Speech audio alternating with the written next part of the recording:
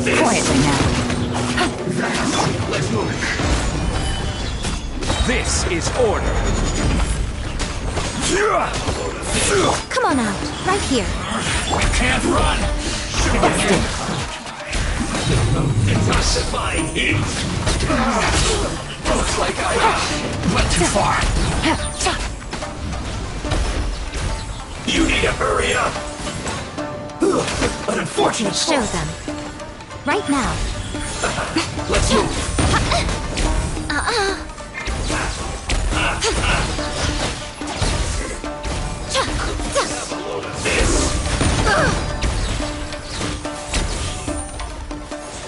Dissipate.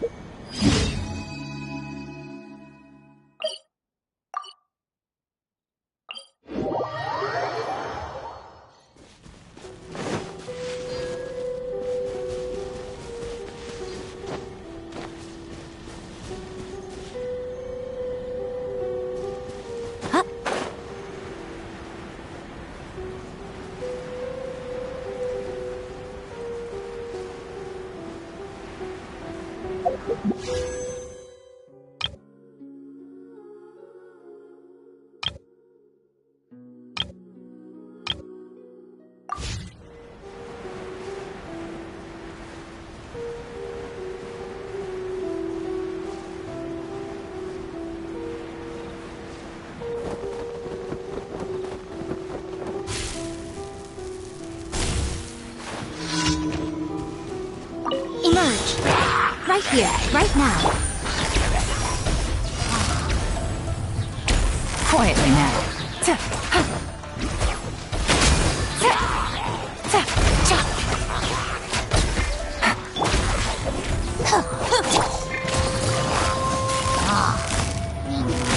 Gotcha. Emerge. Here comes the flash. Busted.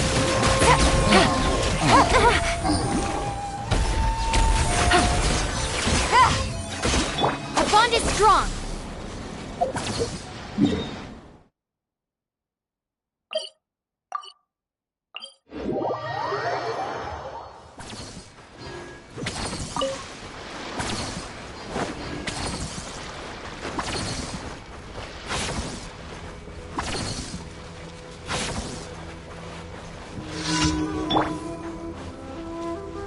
Right here. Emerge. Right here.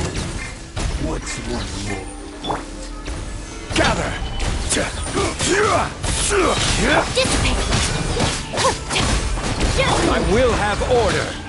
Finally, I get the berry. Let me go. Emerge. Right here. Taste my flame. Gotcha. Things are about to get dicey. I get the berry.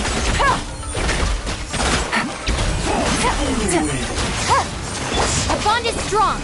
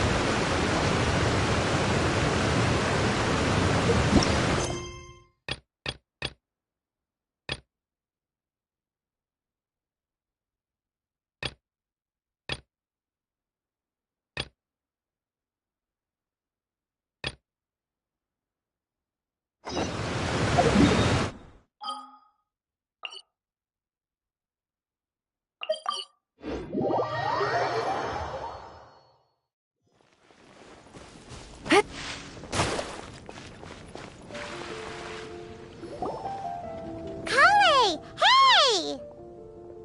Oh, hey you guys. What are the chances? You were staring into space just now. Something the matter? No, don't worry. I'm fine. I was just looking at a Mondstadt children's book in the souvenir shop over there. While I was flipping through it, a piece of paper fell out. The writing on it was really mysterious. Almost like a prophecy. If you can do these things, you may light the lantern of utmost joy and receive a supreme blessing. And what does these things refer to? Find a flower that is not of this world. Find a guide who will never get lost. Find one who would never lie. Find a legend that never ends. So, 4 things in total. Here, have a look.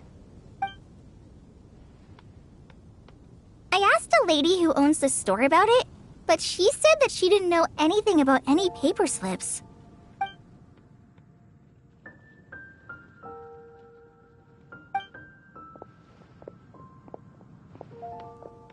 Hi there. Sorry to butt in, but what's the name of that storybook you just mentioned? Oh, it was called The Boar Princess. That is strange. I've read that book, and it sounds like that note you found has no relation to the story at all. Do you know her? do the honors. Kale, this is Sucrose, an alchemist with the Knights of Aphonius. And Sucrose, meet Kale. She's a trainee forest ranger from Sumeru's Avidia Forest. Hello. Hi. Mm-mm.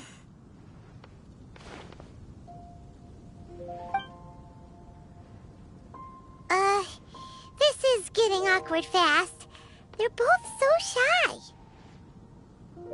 So, Sucrose, what are your thoughts on this prophecy? Could it be real? Without having done any research, I couldn't comment definitively.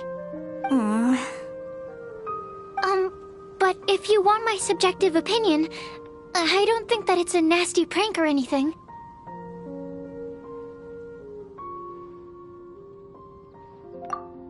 The only people who read children's books are those with a childlike wonder and imagination. Or children, of course. I'm sure that whoever put this prophecy there would understand that. Would they really do this just to spread lies and ruin someone's innocence? I can't imagine anyone being so cruel. That's a great take. I love it. Exactly. Who would want to hurt a child's feelings? Okay, so what do you think the blessing is, Sucrose? If I had to guess, maybe a fairy that can make people's wishes come true or something?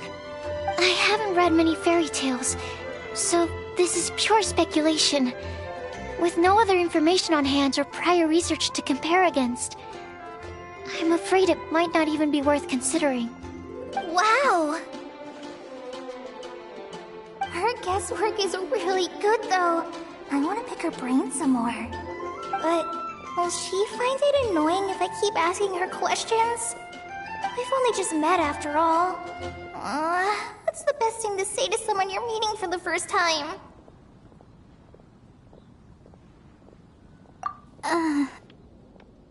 Well, yes. I mean, if possible. Then, what would you wish for, Kale? I'd wish for a better personality. Uh-huh. Huh? You can't waste it on that. You've got a great personality already. That's very kind of you. But if you know me like I do... Kale! I know that voice! It's...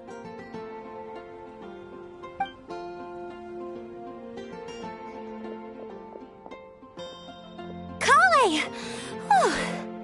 You made good time, huh? You're way earlier than I expected. I spotted your green hair way off in the distance. Good thing my eyes are sharp, or I'd have missed you. Amber! Have you been doing well? Did you... finish all the pita pockets I brought you last time? You bet. They're getting yummier each time you make them. Huh? Wait, remind Paimon, have you been to Mondstadt before?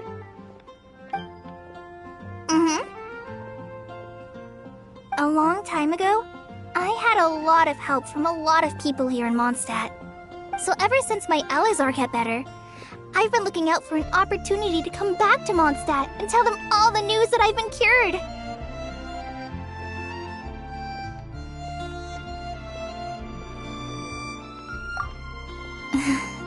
Thanks. If it's okay with everyone, why don't I take Kale for a walk around town?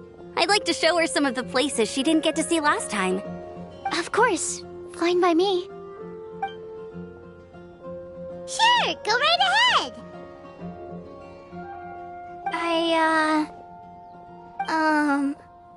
Sorry, Amber. I agreed to meet my traveling companions by the city gate in a few minutes, so I can't go with you just yet. Oh, that's all right. In that case, you guys go rest up, and I'll go see Master Jean to ask for some time off. Oh, okay. Traveler Sucrose, could you look after Kale for now? I'll come get her later and take her out. There's still a whole bunch of people I need to introduce her to. Sure. No problem.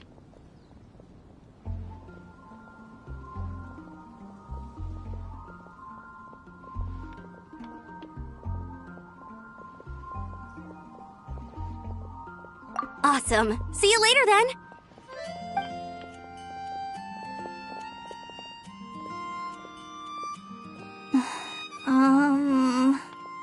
You alright there, Kale? You look kinda disappointed. I'm sorry. I'm just feeling a little shy today. Don't worry about me. Amber wants to introduce me to more of her friends. Am I gonna be able to cope? I've only met Sucrose so far, and I'm already struggling to make conversation. I wish I had a little more self-confidence. Then I'd find it much easier to make friends with people. It's nearly time! Let's go to the gate and see if they've arrived.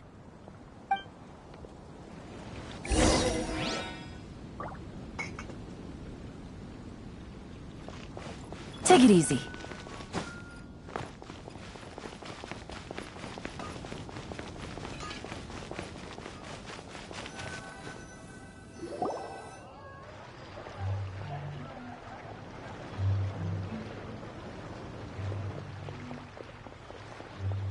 Why is this humble windmill such a great view?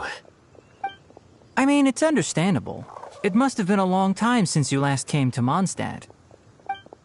Because it is the true Great Vayu Viastra?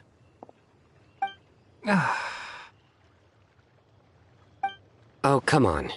Don't tell me you don't get it. View, Vayu, and also Mahamatra, Vayu Viastra? No?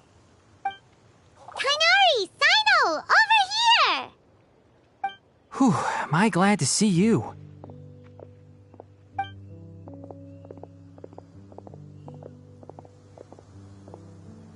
And who's this young lady? Master, this is Sucrose, an alchemist with the Knights of Favonius. We just met. Sucrose, this is my teacher Tainari. He's a highly respected forest watcher in Sumeru, and he's also a very famous botanist. Kale's exaggerating. I'm Tainari. Pleased to meet you. So you have a teacher as well. The pleasure is all mine, Tainari, sir. Yep, he's extremely knowledgeable too. And this is General Mahamatra Sino of the Sumeru Academia. He's really famous in Sumeru as well. Greetings. Though if I might say so, we're purely here for personal reasons. You needn't be unduly concerned with our official positions. And Kale, there's no need to use my full title. Sino is fine. Or sir, if you absolutely must. Indeed. We're not here in an official capacity, just to keep Kale company on her vacation. Keep me company? But it was you two that insisted on coming. Kale is very important to us. We felt obliged to ensure her safety on the long, treacherous journey to Mondstadt. But I've been here on my own loads of times before. What about your work, though? What if something bad happens while the General Mahamatra's away? There should be no issues. I have left my duties in the hands of my subordinates, and two especially reliable helpers. Oh, Sucrose. What were you saying about you having a teacher as well? I was just going to mention that I think we're in a somewhat similar situation. I'm an assistant to Mr. Albedo, Mondstadt's genius alchemist. Oh, please, Sucrose. Genius is an unnecessary epithet. It will serve only to leave an exaggerated impression of me in the minds of our guests. Mr. Albedo, but it is an objective truth. Hey, Albedo's here too! Great! The more the merrier!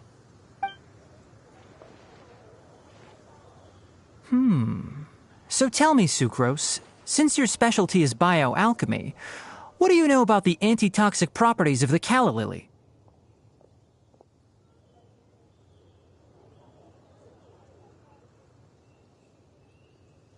Wait! Can we hold off on the nerdy topic for now? Paimon doesn't want to be left it happens, I've studied the calla lily in quite some detail before, with it being a species native to Mondstadt. I wrote a whole report on my findings. If you're interested, Mr. Tainari, sir, I can go get it for you. We're supposed to be here on vacation, and you're already thinking about how to improve your herbal medicines? Also, I thought we'd agreed to take on new identities for this trip. What new identities? Mine was Adventurer Sino, skilled desert explorer. Tainari's was technological consultant to the treasure hoarders, and Kale's was traveling musician. Very much so. I do wish some of the less cautious adventurers in the Avidya forest would consider coming to Mondstadt instead. What Philanimo mushrooms lack in texture, they make up for in not causing vomiting or diarrhea. Are you contemplating using some compounds from the calla lily as active ingredients in a targeted antidote? Yes, I gathered a few on the way here, and my initial research suggests to me that it could be worth a try. Okay, I got it. But as much as I don't wish to be a wet blanket, it takes a huge amount of experimental data to conclusively prove how different drugs interact. Estimating the total development time would be very difficult.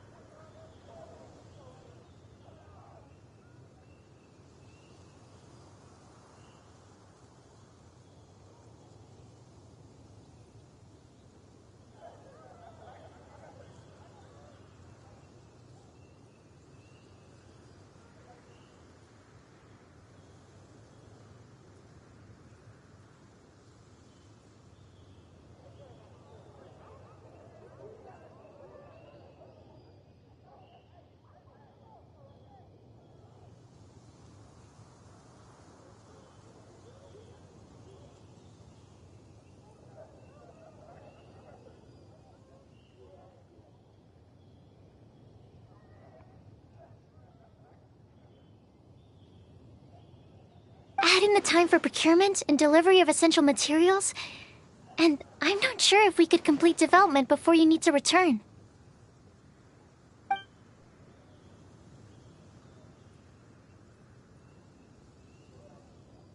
Then please, allow me to help. Mr. Albedo. Apologies for my tardy entrance in the present discussion. I understand you're looking to make an antidote for poisonous fungi, correct? If you happen to have some samples with you, or relevant documentation on hand, perhaps you might give me the chance to review them later.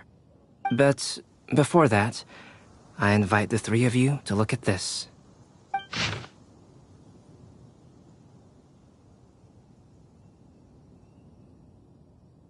Food and lodging arrangements?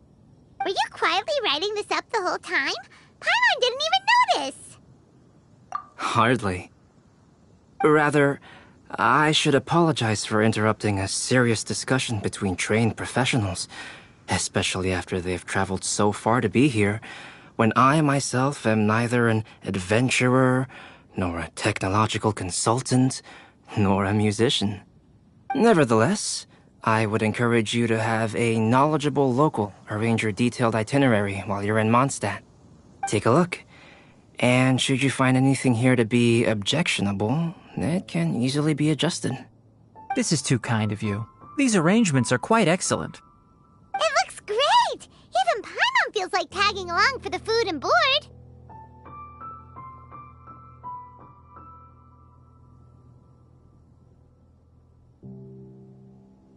Wait! Doesn't Paimon's opinion matter anymore? Paimon's technically a guest in Mondstadt too, you know! Very comprehensive. The adventurer, technological consultant, and musician all approve. Thank you. Just one thing. We'd like the chance to cook as well. Why don't we change the group dinner to a camping and cooking trip? I'll help pitch the tents. I can help too. And Paimon will take him to Good Hunter to order some starters. Mondstadt's cold cut platter is not to be missed. Great, then it's decided. Sucrose and I will bring the three of you to your inn for a quick rest. You two, let's meet by the lake this evening.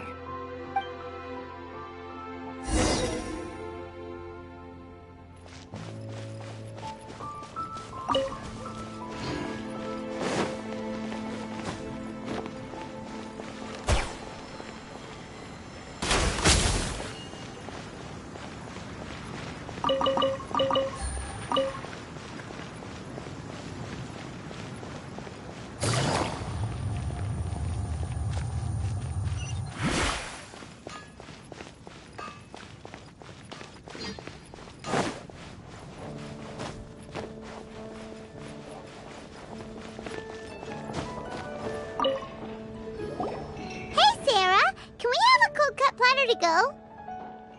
Sure, coming right up. Would you like anything else? Do we, want anything else?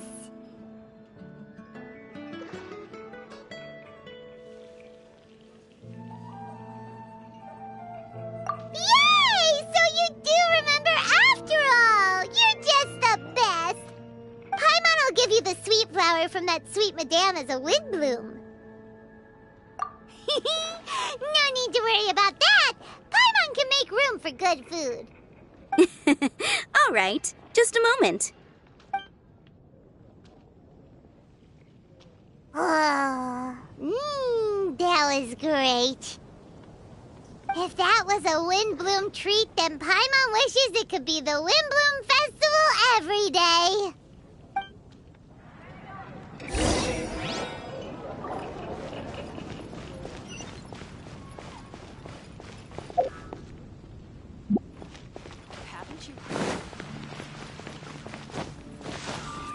Yeah. The academia. What happened this time?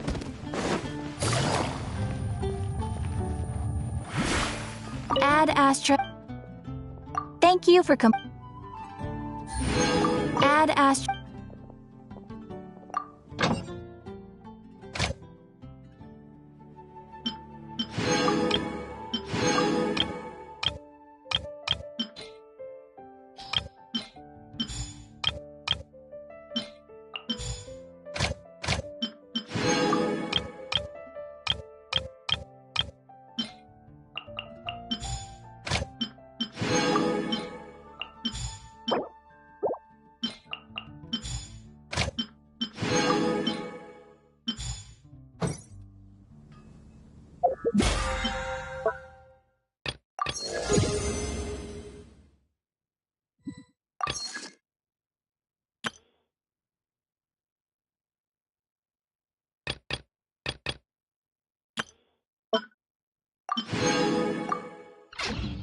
I got a new letter from an informant.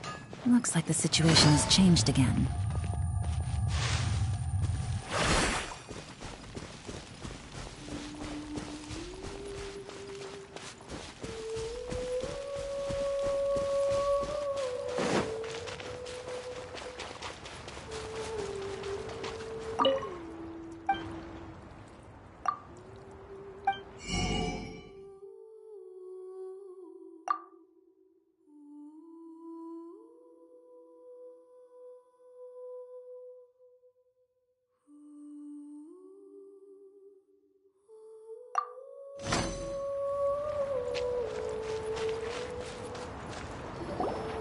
All right, looks like we're all here.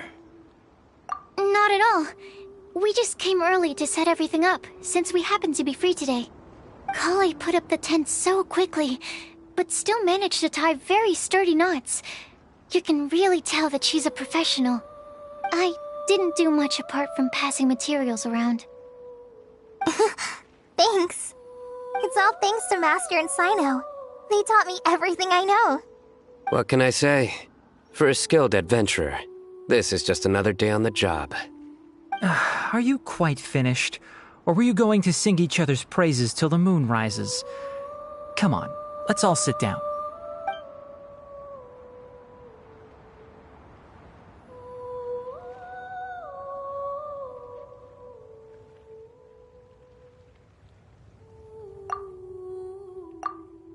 That sunshine sprat was really very good. I didn't watch you cook it, but I believe that the prominent umami flavor of the dish owes itself to more than the fish alone. That's correct. Any further deductions? Let me think.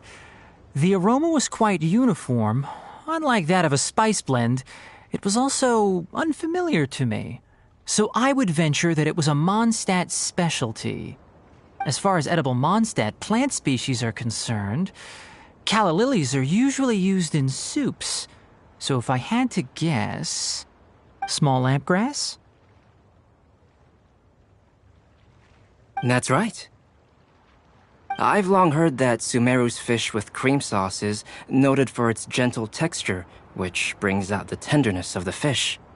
Here in Mondstadt, we're not quite as varied in the use of spices as in Sumeru, but the principle of bringing certain distinct flavors to the forefront through combinations of natural ingredients is very much the same. I liked it a lot. I'm curious as to the exact ratio of ingredients. I'll write a copy of the recipe for you.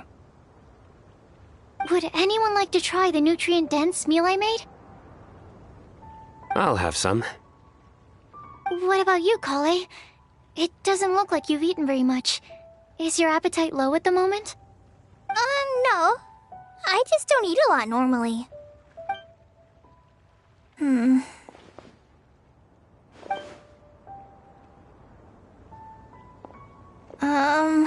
Sorry. I didn't mean to make things awkward. Tighnari. While we were on the road, we spotted something white, walking on two legs. Was that Paimon? Which day was this? Just after passing through Stonegate. Sino, are you sure your eyes were working that day? Or maybe your hood was blocking your vision? Paimon always flies. There's no way she'd ever walk. Is that right? I thought that you'd made me snacked on too many local ground nuts.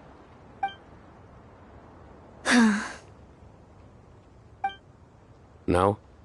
Not funny? Ground, you know. As in ground up, but also the ground. Ground nuts make you fall to the ground.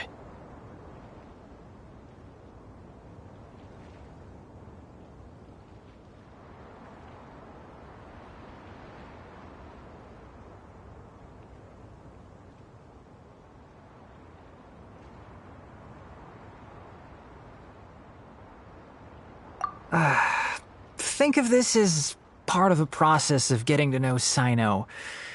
On the bright side, these jokes show that he thinks of you as his friends. Still, we could test the hypothesis.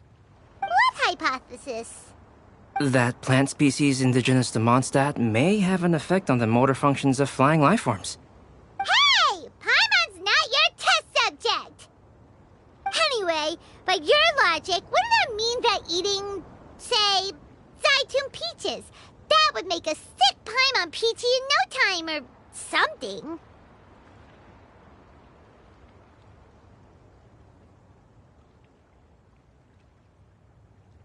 Hey! Not you two! I think the Traveler and Paimon's conversations are more entertaining than Sino's jokes. I see. You must have been keeping quiet about this grievance for quite some time now. You seem much cheerier now that you're here in Mondstadt, Sino. Actually, it feels like you're a completely different person. That's because I'm Sino the Adventurer.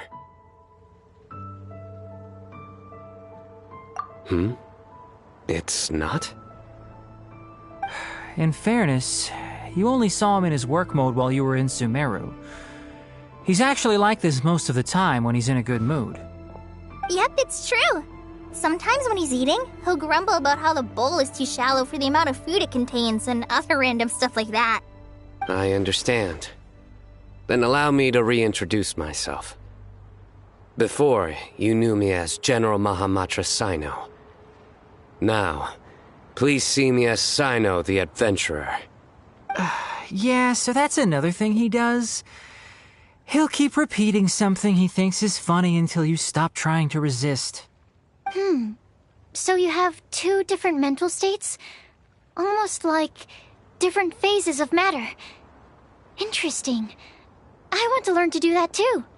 I think in your case, the two states we would end up with would be highly conscientious sucrose and stupefied sucrose. Oh, by the way, was there any reason in particular that you chose Mondstadt as your destination on this occasion? Oh, well, Lisa once told me that the Windbloom Festival is one of Mondstadt's biggest events of the year. I wanted to take this opportunity to give everyone a Windbloom, as a token of my heartfelt gratitude for everything they've done to look after me. Plus, it was a good chance for Kale to get out and meet some new people. Kale Lily. What? Kale's Windbloom. Maybe she should call it a Kale Lily. It sounds very Mondstadt. There's also Cauliflower, which would technically make more sense, but somehow it doesn't sound as nice.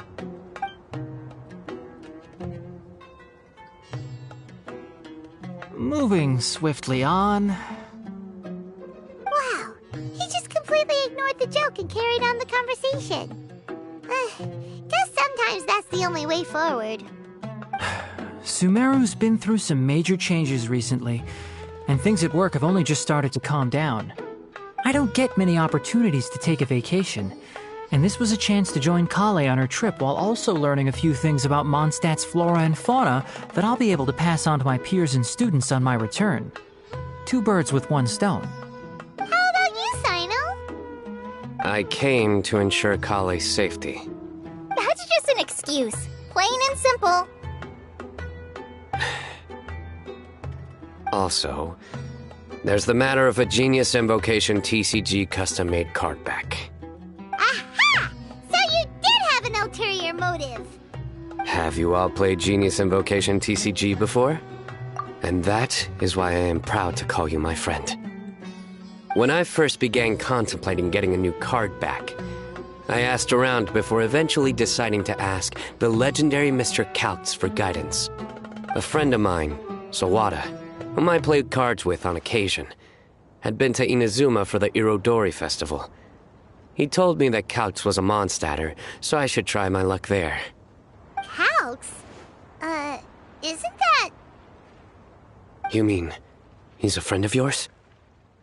I see. So, you came to Mondstadt in search of Kaltz. No, that is inaccurate. I came here principally to protect Kale. You most certainly did not. Kale's been here on the quiet numerous times, and this is the first time you felt the need to join. Not only me, same applies to you too, doesn't it? If my writer friend were here now, I'm sure he would describe this curious coincidence as having the makings of a good story. It's always a pleasure to meet a fan. Oh, here he comes. Wait, you mean you're Mr. Kaltz? Having my new friends address me by my pen name feels somewhat unusual. Please, just call me Albedo. Huh. So you're Kaltz. Sino's been talking about you non-stop recently. He's intent on getting you to design a bespoke card back for him. You didn't have to say all that. I don't usually take private commissions, but I believe that we are friends now, all of us. Our conversations have been deep and interesting, and Sino, your passion for this game is indeed one of a kind. I can see it in your eyes. Obviously. And given that you've come all this way from Sumeru to see me, I'd be quite honored to take this commission. Wow, your teacher's so nice. I feel the same about yours. Well, they definitely have different personalities, but they're similar when it comes to their character. So, how much should I budget for the timeless masterpiece you will produce for me? Surely, timeless masterpiece is something of an overstatement. Any artwork fit to appear on the reverse of my card decks is by definition a timeless masterpiece, even if I do say so myself. Don't mind him. These TCG nut jobs are all like this. I see. So, this has an almost religious significance. Well, for starters, I'd like to hear a few more of your jokes. My jokes? You like them? I do. Really? I didn't see you laughing. Yeah, well, the joke's ability to induce laughter is a separate matter, but I certainly find them fun. If I might interrupt, does anyone else smell something strange? My nutritional meal! Will it be okay? Should we go over and take a look too?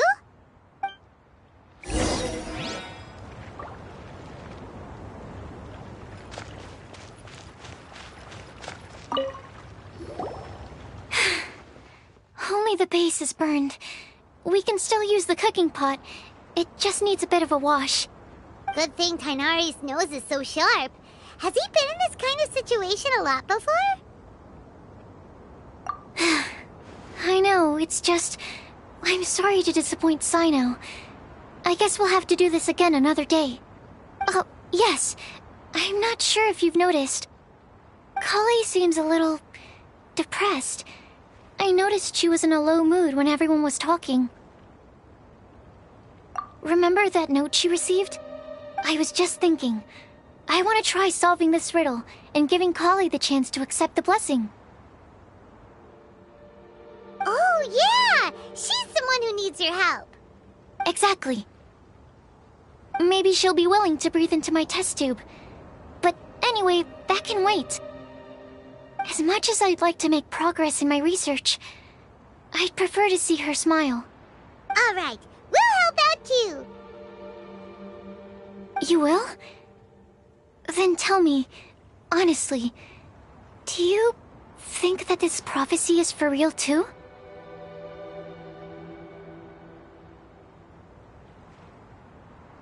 Uh-huh. Right!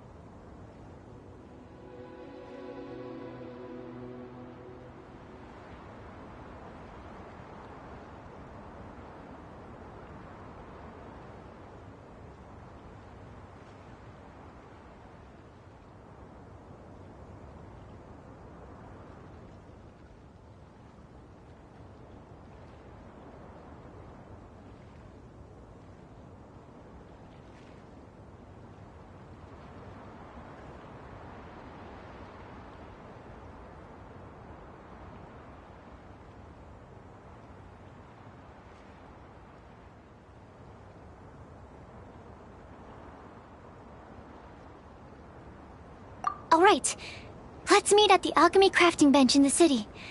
I've got some thinking to do in the meantime. We're back. Oh, what a shame. You just missed a joke about windmills. Stop, please. I don't need to hear it a fifth time. That bad, huh? Well, now Paimon really wants to hear it for some reason. Didn't you say you want to see the Dragon of the East at some point? When are you going? Tomorrow morning. And you? What are your plans? I'll go into the mountains to have a stroll and collect a few plants as samples. Oh, perhaps I could join you?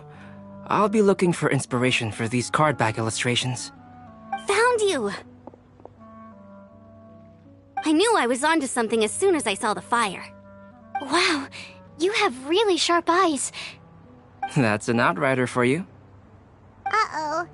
Did we break the fire safety rules or something? Actually, you didn't. Strictly speaking, you should have reported your plans first. But since 2 of our very own alchemists are here, I'm happy to look the other way. Yes, introductions. I'm Amber, and this is the Reconnaissance Company Captain Eula, a good friend of mine. Good evening. You are friends of Kale, yes? A pleasure to meet you. Oh, Amber and Eula. The pleasure is ours. I've heard a lot about both of you from Kale. Oh, really? All positive, I hope. You asked that last time, too. Of course it was positive. I'd say. We hear the latest news about you every time you write to Kale. Glad to know we've made a good impression so far. Anyway, we're just here to collect Kale, so don't let us interrupt your chat. Come on, Kale. We're gonna take you to check out a few scenic spots. Okay, great. Still as high energy as always. You know Amber? Yes, we've met. She's Kale's most important friend. And for that, we are also very grateful to her. That's Amber for you. Her outgoing personality means she can make friends with just about anybody. It's getting late, and we still have a lot lined up tomorrow. I suggest we all head back and get some rest. All right, I'll start packing up.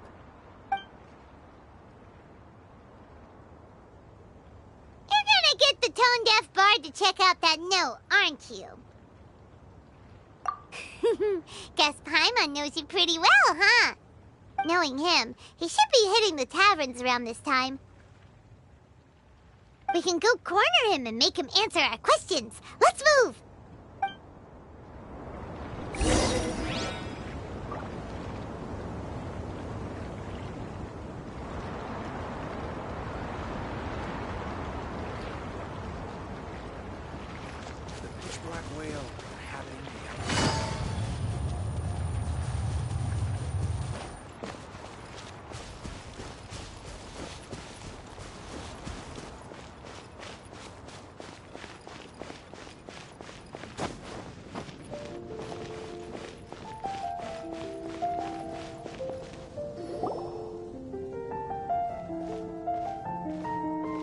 Oh, it's been a while.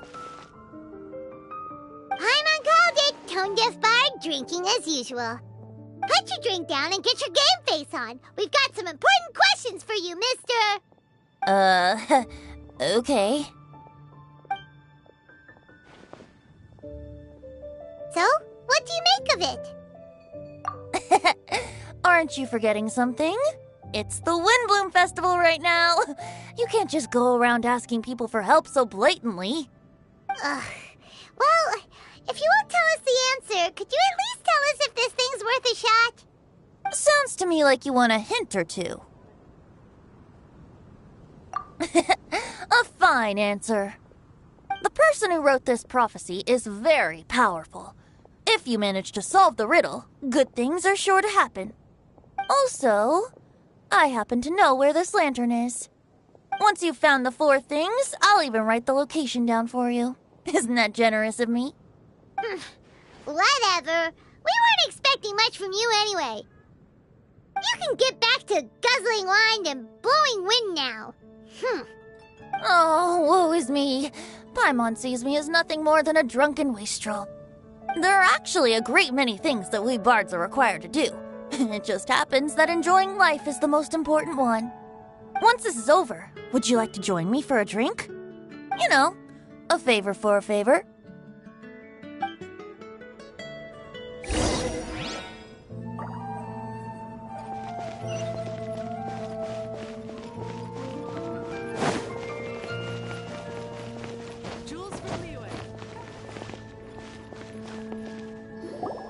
A flower that is not of this world.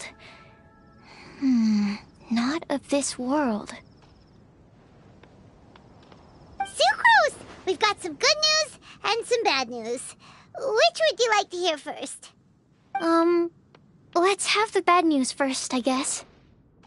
Huh? Really? Don't most people usually want to hear the good stuff first? Oh, all right then. Basically, we went to Windrise to divine the breeze. The wind said that the prophecy is real and that your idea is a really good one. That doesn't sound like bad news. So what's the real bad news then?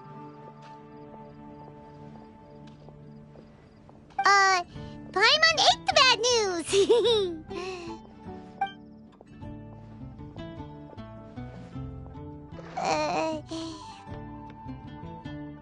Blame Sino! If it's not funny, then it's his fault! It's fine. Well, that puts my mind at rest. Now, back to the other issue I've been mulling over. I was thinking about the flower that is not of this world. It could mean a human-cultivated variety that doesn't occur in nature. But that's basically claiming that it doesn't come from this world in the first place, when actually it's just a variant of an existing breed. So, the initial question is, can the flower's origins be traced back to a natural organism? If so, it cannot be correctly described as not of this world. But then, supposing we identified something outside of that category, whose job would it be to decide whether it belongs in this world or not? Then the question becomes, do of this world and from this world mean the same thing? Or is it deeper than that?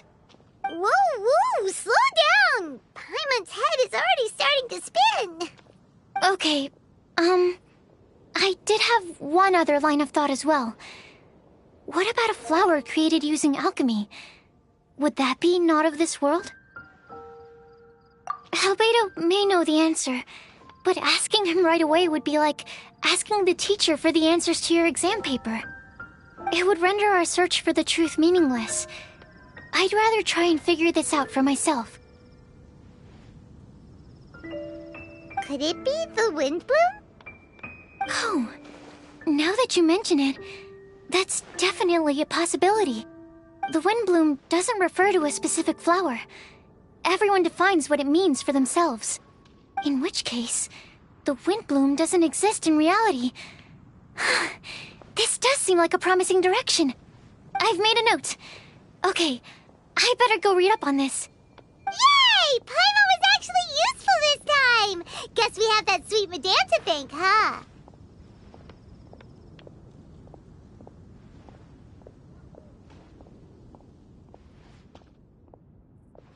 I'll need some time to prepare. Could we meet up here in, say, 2 days' time? Sure thing! In the meantime, we'll also think about the other 3 riddles in the prophecy. But, since we're really going for this now, shouldn't we say something to Kale about it? I originally wanted to leave it as a surprise for her, and I also didn't want to get her hopes up over nothing. But you're right, Paimon. I'll need to be careful how I word it. But I'll try to find some time over the next couple days to mention it to her.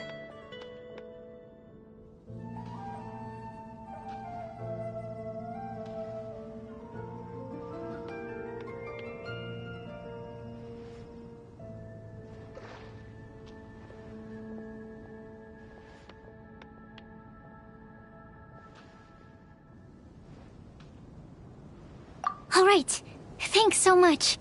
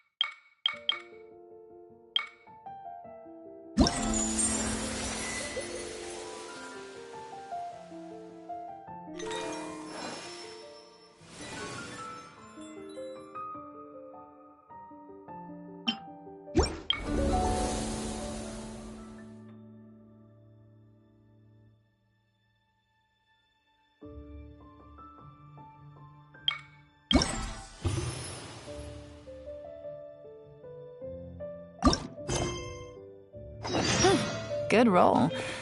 All right, maybe I'll take one more day off and knock out the rest of the work once I'm feeling up to it.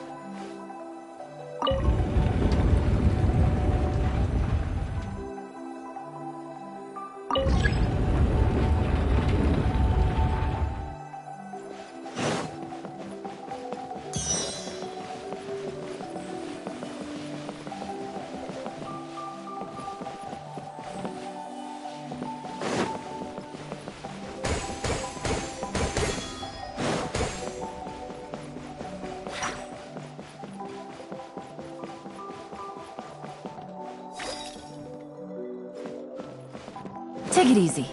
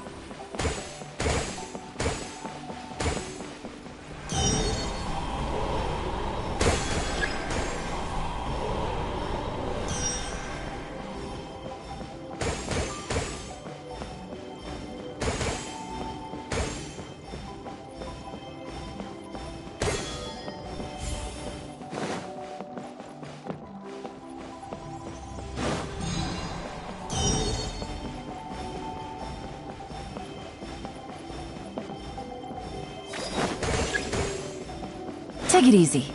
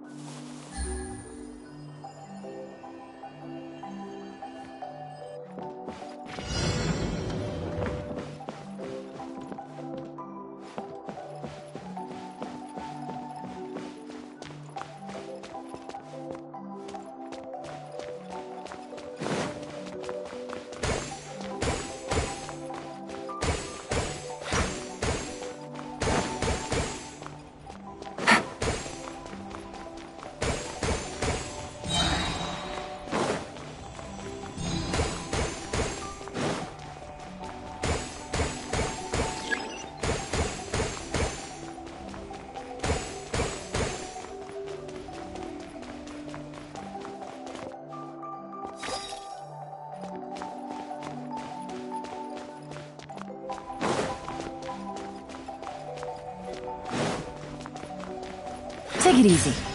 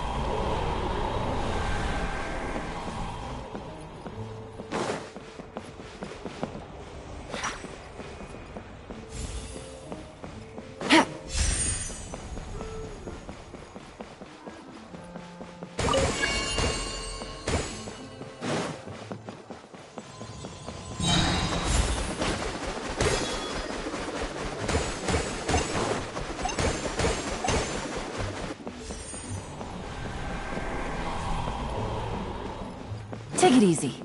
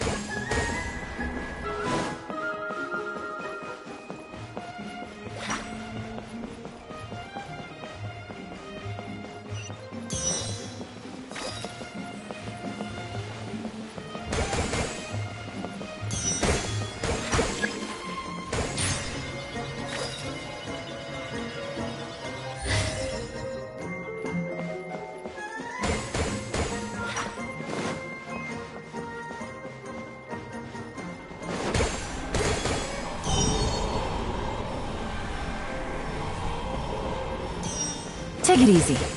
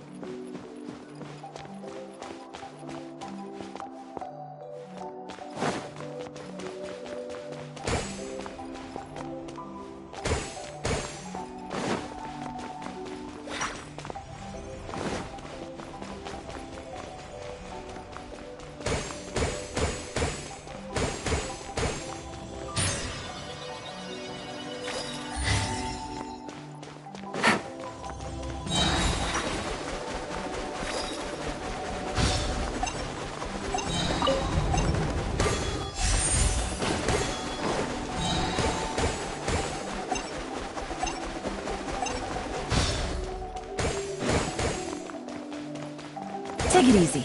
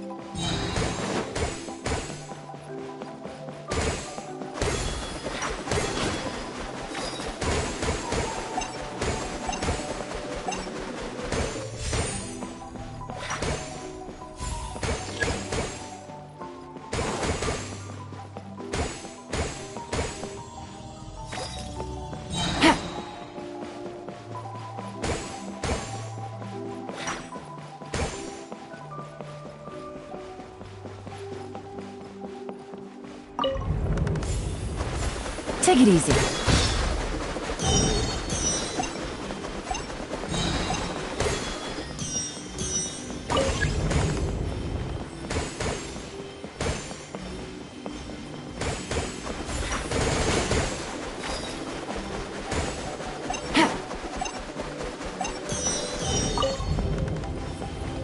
Take it easy.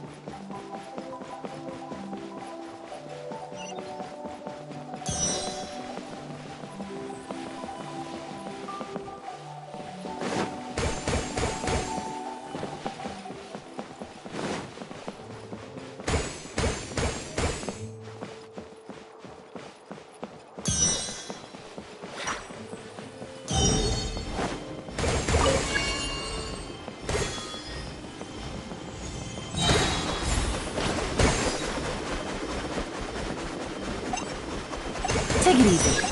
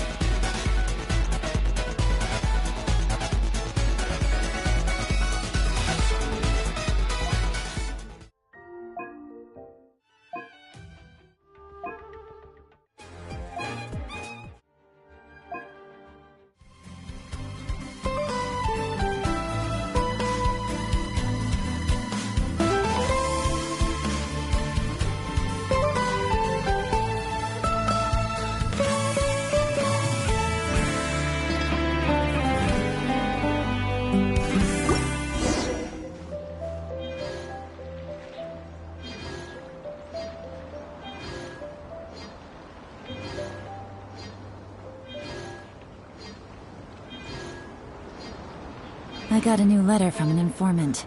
Looks like the situation has changed again.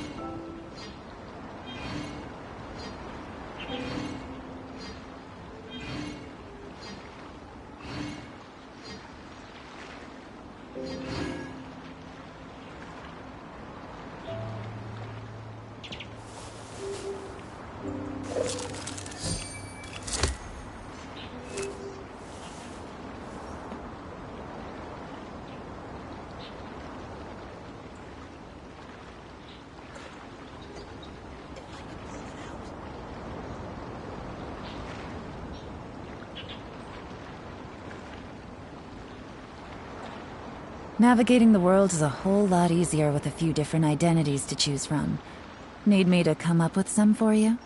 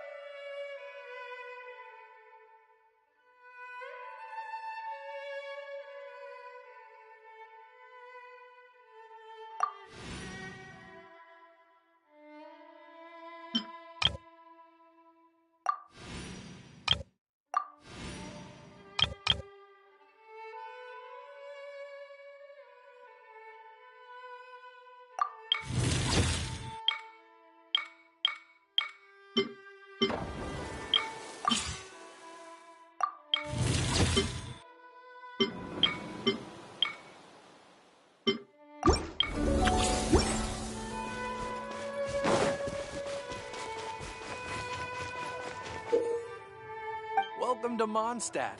Hope you enjoy the Windbloom Festival. Wind go with you.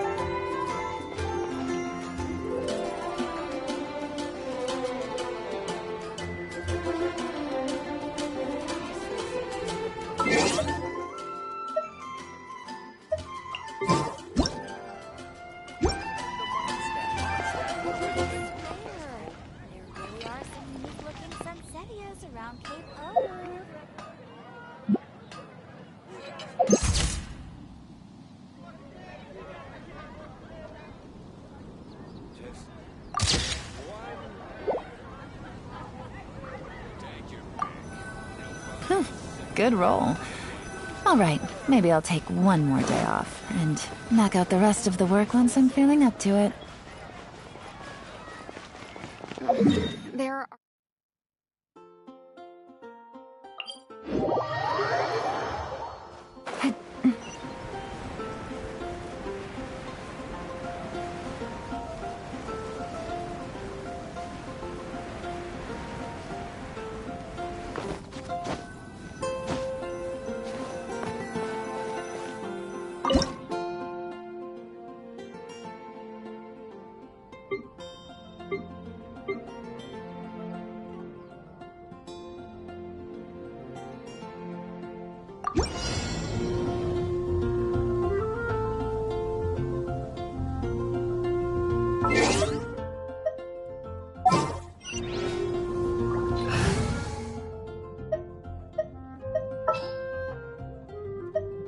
Let the wind lead.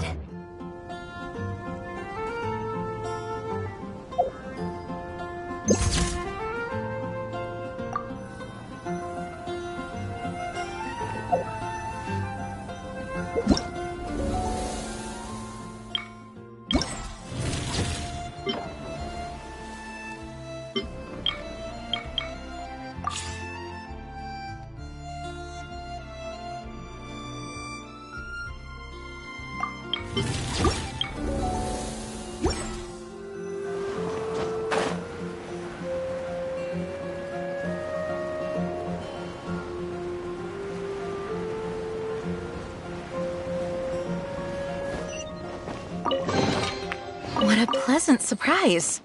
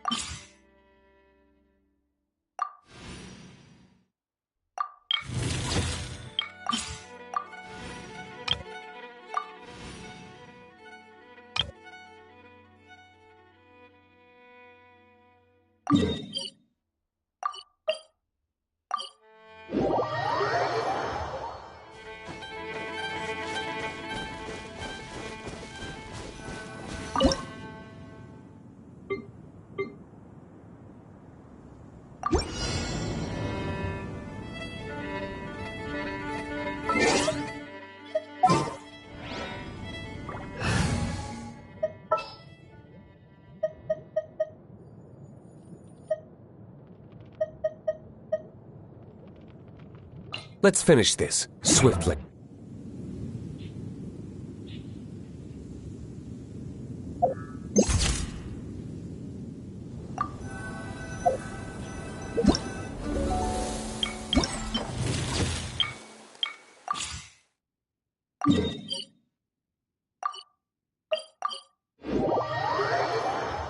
Rain.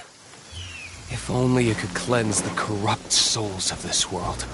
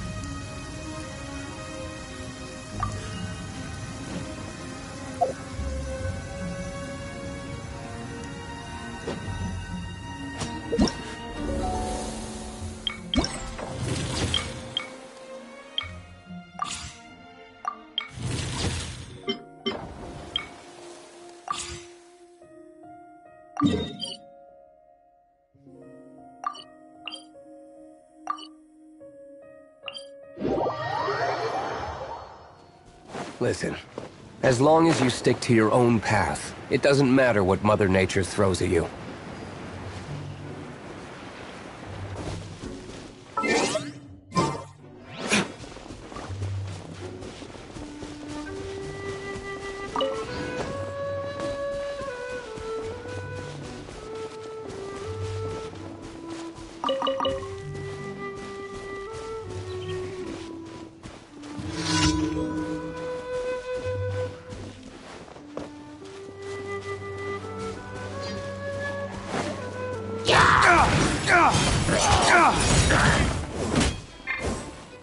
Stand with me!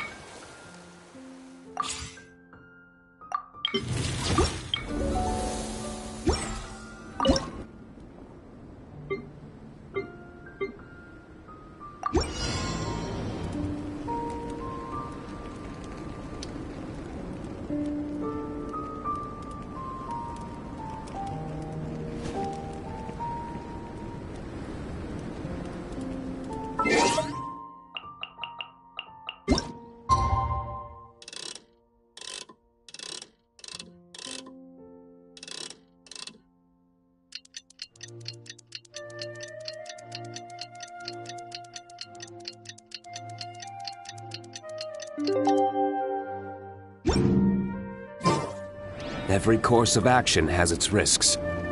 Be careful.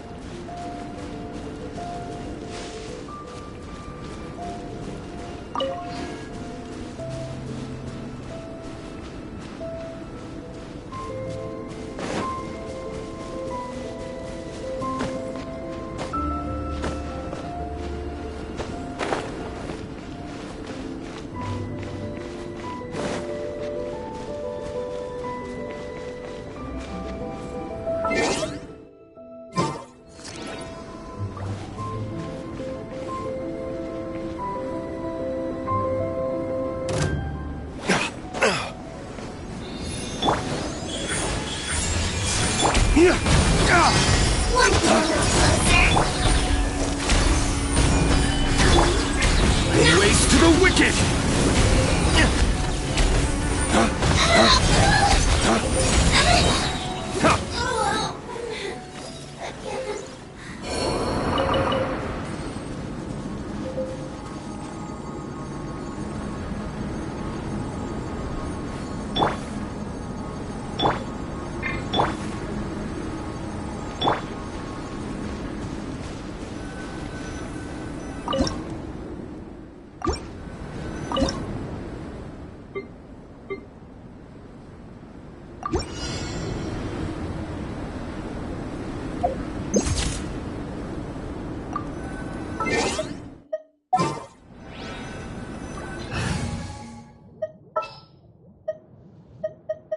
Let's go get ourselves some...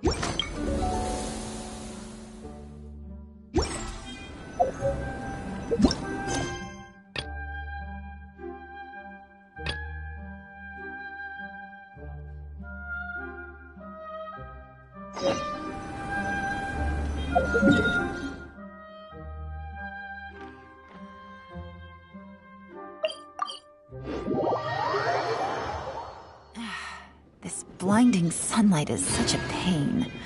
No way I can get a nap in this weather.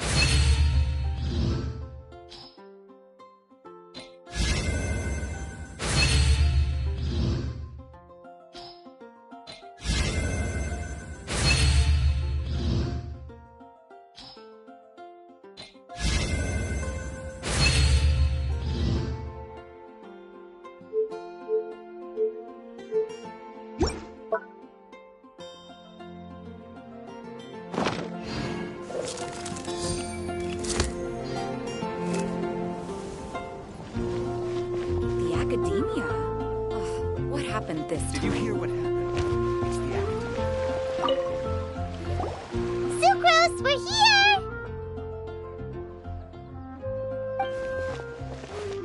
Oh, Traveler, Paimon. I only just arrived myself, so I'm still getting ready. Ah, and Kale just passed by a moment ago. She said she had some things to sort out at the inn where she's staying, but she'll meet up with us when she's done. Apparently, Tainari and Sino both went out, but she stayed behind because she wanted to help us. Not too bad. After reviewing it again with fresh eyes, I came up with a new theory which seems to hold some water. I'll attempt to explain it as simply as I can. I believe that each of the 4 things in the prophecy refers to a different field of knowledge. So, in a way, the prophecy is a test of the reader's intelligence. But it's unlikely for any one person to have expertise in all these different areas. So I suggest that we seek out one expert from each and get their opinion. Also, in 2 out of the 4 areas, the prophecy seems to want us to find specific people. It may even turn out that the people themselves are the answers. So it sounds like we should put our heads together and list out the people who can help us. Exactly. I think we can go through each riddle in turn and generate 4 groups of names to match the 4 questions.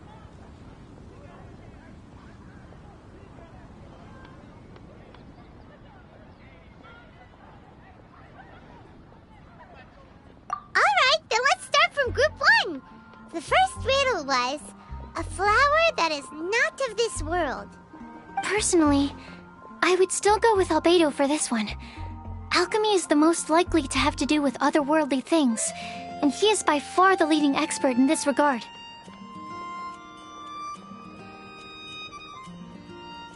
Exactly! You're the creator of the tetratanic sweet flower. Who knows? Maybe that's the flower we're looking for. Huh? You really think so? Oh, but what about Tainari? He's a forest watcher and knows all about plants. If it's a flower we're looking for, maybe he's the man for the job. Alright, I'll add him to the list as well. On to group 2. This subject is a guide who will never get lost. That's kind of abstract. Does it just mean someone who never loses their way? Wait, but they have to be able to guide others too. So it's not quite as simple as that. Oh, you mean Mona? Yeah, she definitely count. Mona. Yes, she certainly seems very confident. And she can use her astrology to guide people. Would Bennett count? Well, his luck's so bad that as long as you go in the opposite direction from him, you'll always be going the right way, right? I see. I suppose I can't argue with that logic. Add him to the list. Finding everyone won't take long, so one extra person won't hurt. I know. Would Outrider Amber be a valid candidate for this category as well? Yeah, she would! She's got a great sense of direction after all. As a matter of fact, when the Traveler and Paimon first came to Mondstadt, she was actually the one who gave us directions. Yes, she's certainly a good guide. Is there anyone else? Let me think. Yes, I believe there may be one more. Albedo once made a set of equipment for Mika from the reconnaissance company. He's their surveyor, and an exceptional pathfinder. He's even instructed others in the discipline of surveying before. So, in my view, he's highly unlikely to lose his way, and would be very good at helping others find theirs. Cool! Another one for our list! Wait, Kale should have been here by now. Wonder what's taking her so long. Sorry, could we continue our chat somewhere else? Oh, you wanna go see how she's doing, right? Sure, let's all go.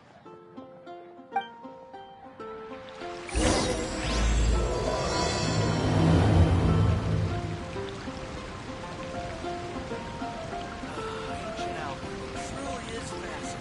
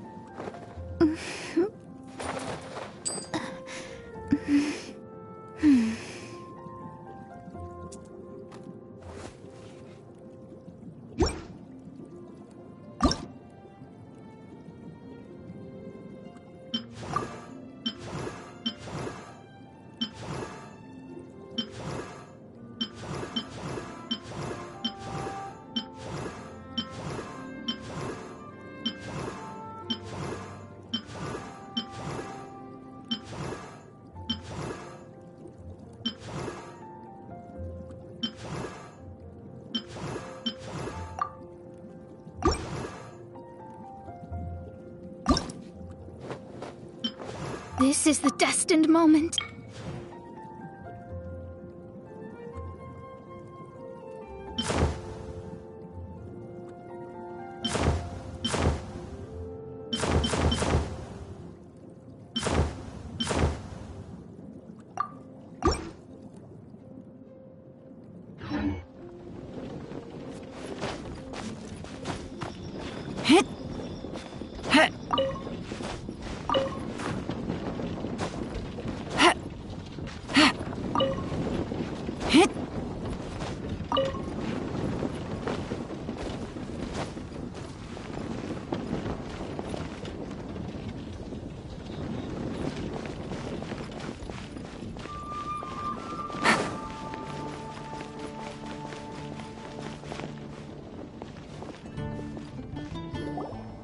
Hi, Kale.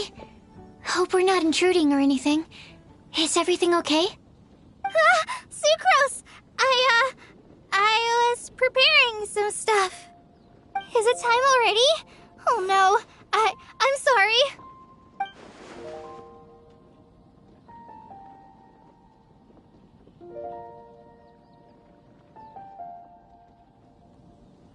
Don't worry.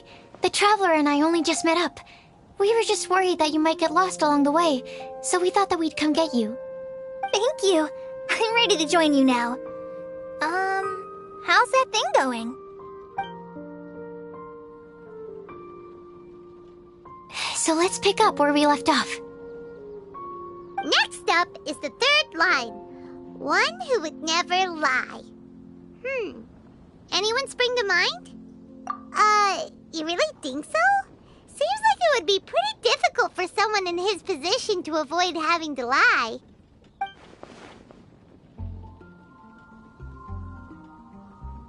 Then what about Kaya?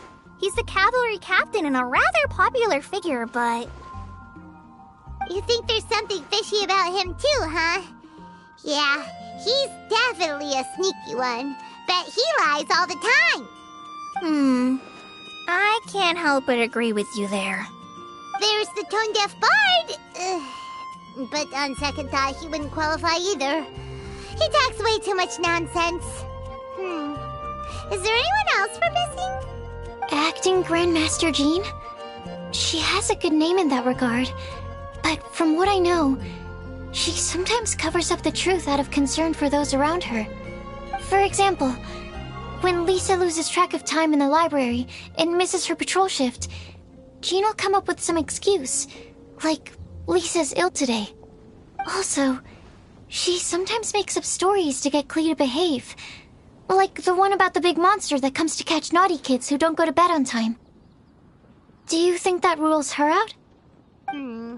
White lies are still lies, but do we really have to reject her because of some harmless fibs? It's not like she had evil intentions.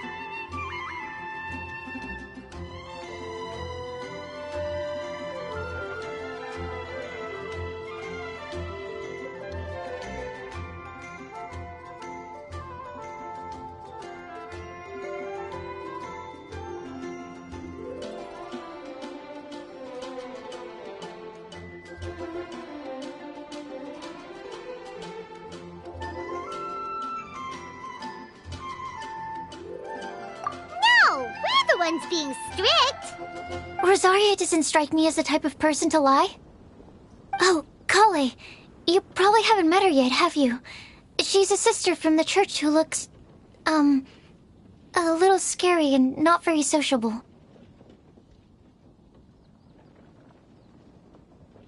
She stopped by the alchemy bench once, a long time ago, and asked me about Albedo. I thought maybe she was trying to find him, for work or something.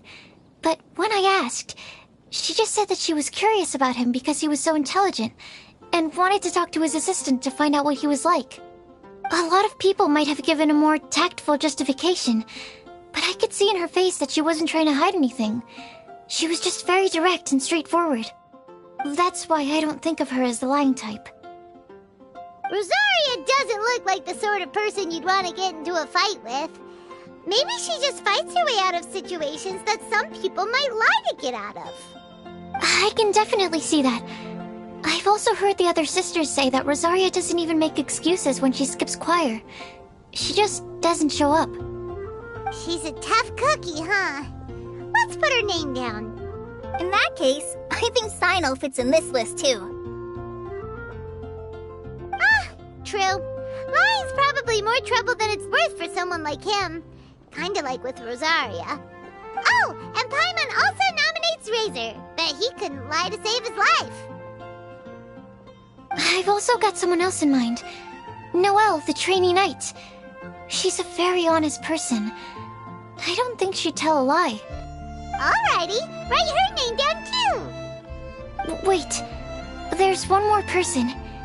You know, our long-standing staffer at the alchemy bench. Huh? You mean Timaeus? Yes, him. Truth be told, he's been love-struck recently. He swore that he wouldn't say a dishonest word or slack off until he succeeds in getting the woman he loves. Timaeus has a crush? Yes, that's right. Well, who is it? Do you know her? I've never met her. All I know is that she's from Liyue. Timaeus says that she's fun, has a great personality, and is very, very good looking.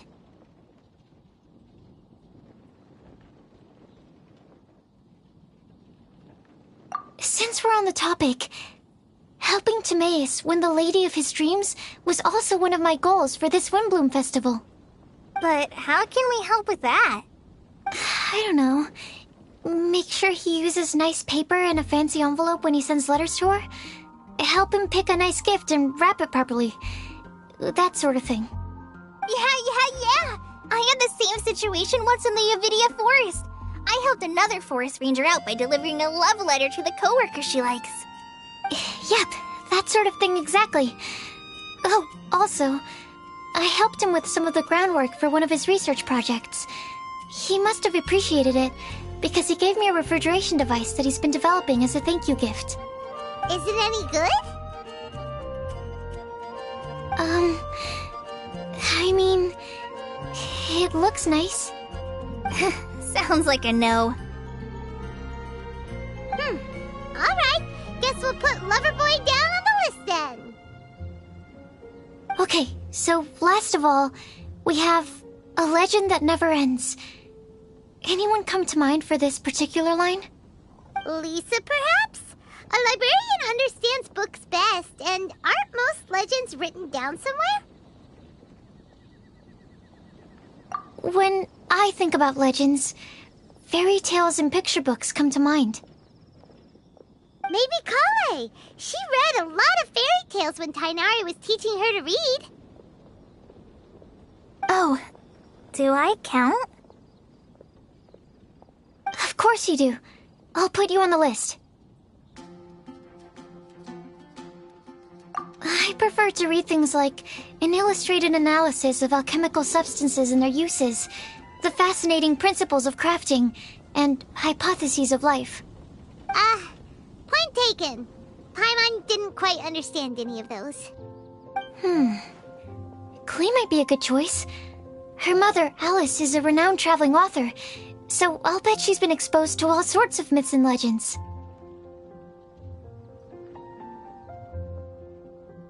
Alright then, Klee makes the shortlist. Well, that should just about do it. Next up, we should go and ask the people on the list about the prophecy. Do we have to ask absolutely everyone on the list? It seems like a lot of people. It is. So, I was thinking that perhaps we should split up. That might make our search more effective. Okie dokie. Also, I've thought of a method of gathering feedback. No problem. We can do that. You and the Traveler are practically joined at the hip, so you two can go together. I'll pair up with Kale. Capable Kale and sensible Sucrose. Sounds like a winning combination. Okay, I promise I'll help. Capable Kale. Yeah, I got this. Rest assured that the unbeatable Traveler and Paimon will do our part too. Off we go!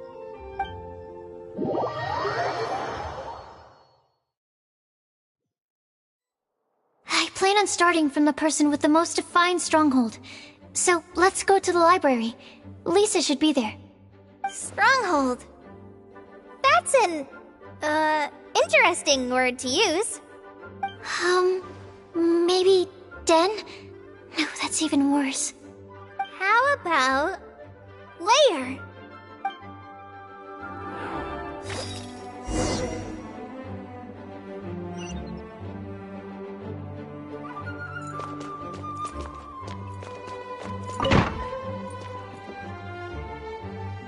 we are. Lisa's lair.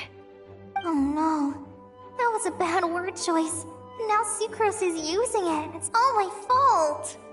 Lisa, might I ask if... Huh?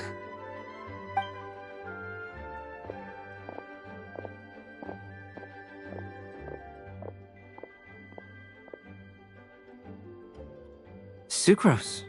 Kale. What are you doing here? I can only sucrose that they were Kale-ing on someone. At least that's as far as I know. Oh, please, just stop it with these puns. I beg you. Are you trying to win worldwide fame for unfunny jokes?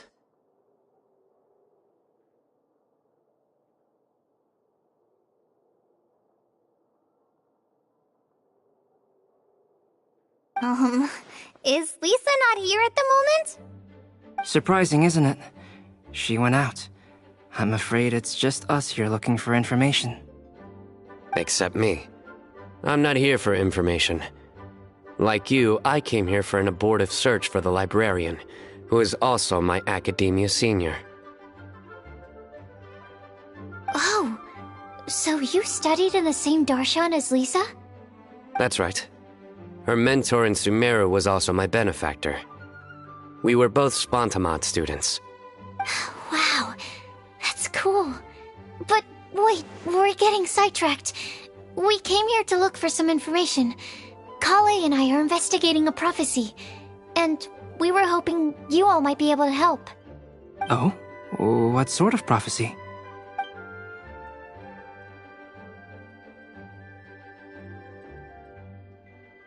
I see. You want to ask them about the flower that is not of this world, and me about the one who would never lie. But there's no rush. You don't need to answer right away. We're just here to tell you about the situation. You can take your time to think it over and submit any thoughts you have in written form to the Sucrose mailbox. The Sucrose mailbox? Yep. I was thinking about it on the way. And although they seem like trick questions, there's a lot to mull over once you get down to the details. A quick answer off the top of your head might not go into enough depth. So, I decided to place a mailbox next to the alchemy crafting table. Everyone can submit their written answers there when they're ready. We don't have to call it the Sucrose mailbox, though. It could just as well be called the Sucrose and Kale mailbox. Or even the Sucrose, Kale, Traveler, and Paimon mailbox. I think in this case, we can just go with your quick answer off the top of your head.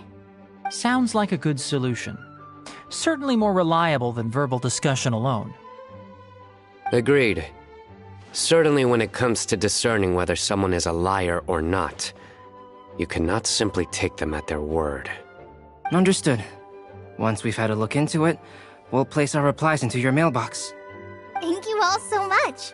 Okay, let's tick them off the list and carry on working our way down. Already done.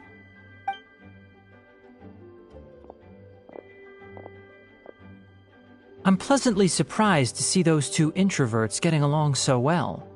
Do you get the feeling that Kale's return to Mondstadt has emboldened her more contrarian side? Yes, I'd noticed that too. Traveling and meeting old friends are both good for the body and soul. And isn't rediscovering one's youth while revisiting old haunts a worthwhile pursuit? When I first met Kale, she'd never known happiness or youth. But things are different now. Her Elazar being cured was a huge milestone in her life. Kale is a very sensitive and introverted child. I'm sure you must have noticed that too, Albedo. From the time she's been in my care, I've observed that she's actually a very lively character by nature. But she had a very rough start in life, and it changed her. So, might I assume that your respective claims of looking for plants and artists in Mondstadt were just pretexts? I wouldn't say that. Both Kale and Genius Invocation TCG are very important to me. Would it really kill you to just say yes in this situation? Fine. Yes, we came out of concern for Kale. She's been back to Mondstadt of her own accord several times, but it has led to no significant improvement in her mood. Well, it won't hurt to give her some more time. I believe that Sucrose might be able to help her. Sounds like an extension of your own self-confidence as her teacher. You could say that. In a similar vein, I've heard that Sumeru scholars often build their social relationships based on their academic ones. Is that true? I suppose it might look like that from your perspective. Sumeru society is something of a special case. The reason it is known as the City of Learning is because all of its resources are in some way linked to academia.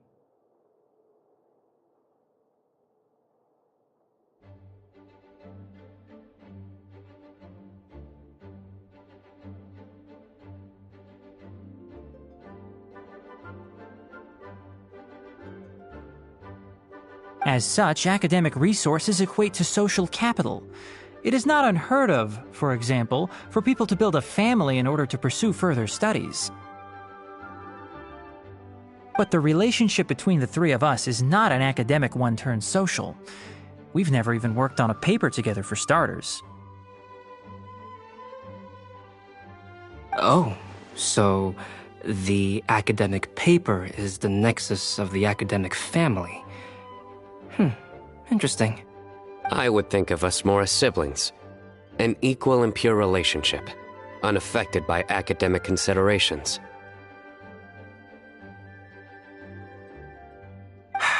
As much as I'd prefer not to admit it, that statement is not inaccurate. I can understand that position. I have a younger sister myself, and it's only natural for me to be protective of her. What you describe fits the idea of a city of learning, as I imagine it. The family is where all social relationships intersect. As such, a family founded on common goals may actually be more stable.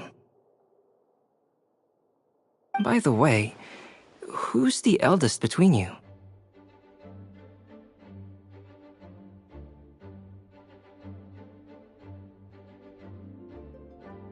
Let's not go down this rabbit hole, please.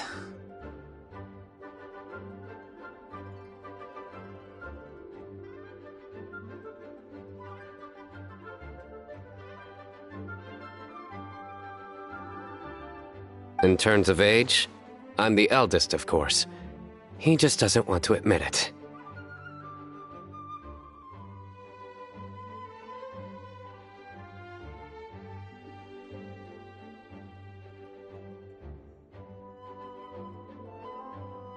But your mental age is younger than that. I dare say even by enough to be the youngest sibling.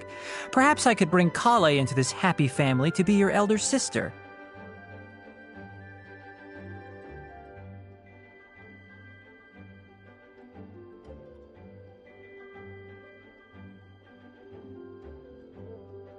No.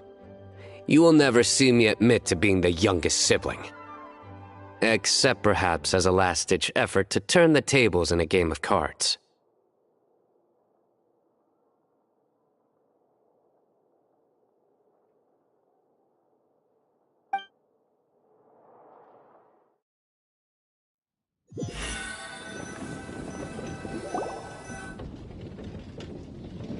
Guess we'll leave Kale and Sucrose to it.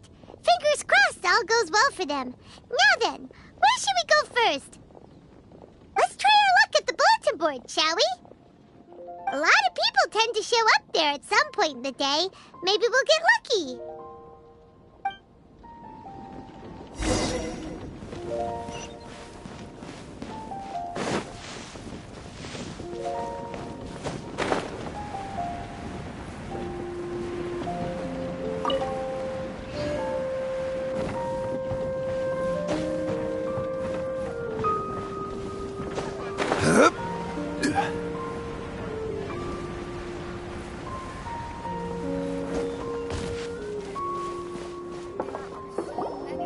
Nice! Just as we hoped! There's a load of people here. Huh? Even Lisa's here. Hey there, Traveler and Paimon. It's been a while. How have you been? We've been doing pretty well.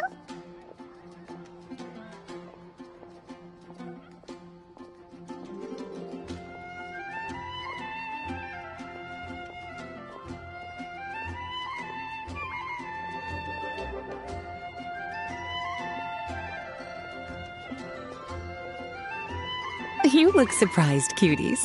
Is it because of me?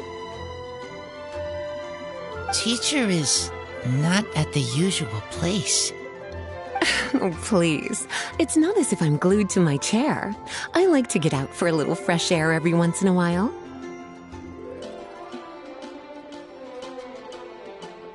Mika's here today, so I thought it'd be a good time to introduce him to Bennett and Razor. They're all out and about quite often, so it's helpful for them to get to know one another. Hello, everyone. My name is Mika. I look forward to working with you. No need to be so formal.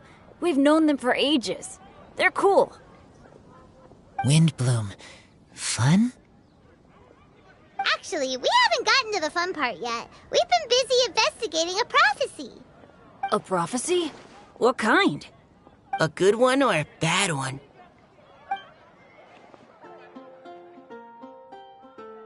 Gosh, that all sounds quite fascinating. I can't believe I made it onto your list of names. You really think I'll be able to help? Believe in yourself. Right. Believe in yourself. You're a first-rate adventurer, Bennett. Okay, then in that case, I'll step up and present my thoughts on the matter. Except I forgot I'm not really good at organizing my thoughts. Oops. Oh, there's no need to tell us all of your thoughts right here and now. Sucrose said she'll put a mailbox next to the crafting bench, so you can just write down your thoughts when they come to you, and drop them there. A meticulous and efficient plan. Yep, that sounds like Sucrose. I will think also. Give me some time. You still have other people on your list that you need to go see, right? We should leave you to it. Don't worry about us. We'll drop off our letters at the mailbox as soon as we're done. Okay, bye for now. Let's head over to Star Snatch Cliff next. Maybe we'll be able to find some people there. And even if we don't find any familiar faces, you can see really far from up at the top. Maybe we can find people that way. Aw, you're working so hard. Do be sure to get some rest when you can. If you get tired, you know you're always welcome to visit me for a break and a cup of tea.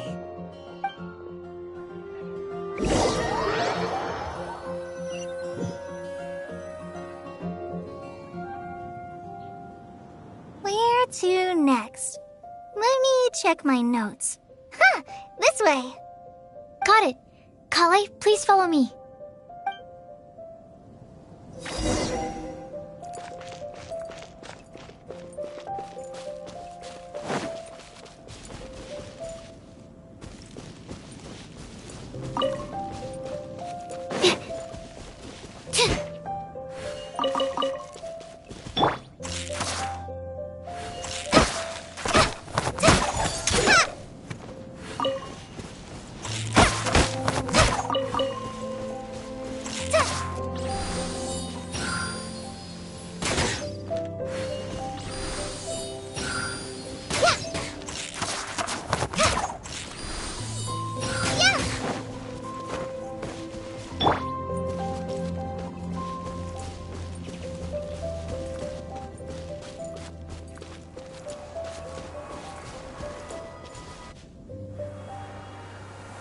Oh, it's our lucky day.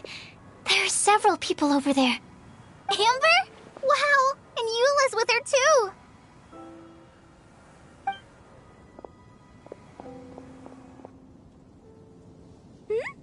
Oh, it's Sucrose! And Klee also spies the girl with the long scarf. Kale, we were just talking about you.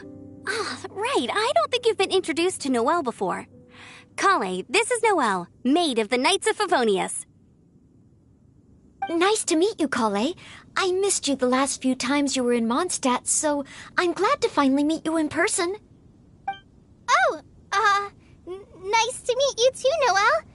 My name is Kale. But you already knew that. Relax, you two. There's no need to be so courteous. We're not on some kind of diplomatic mission here. Klee, what are you doing here? Are you planning to blast some fish? Nope. Klee's on patrol with the other knights. Huh.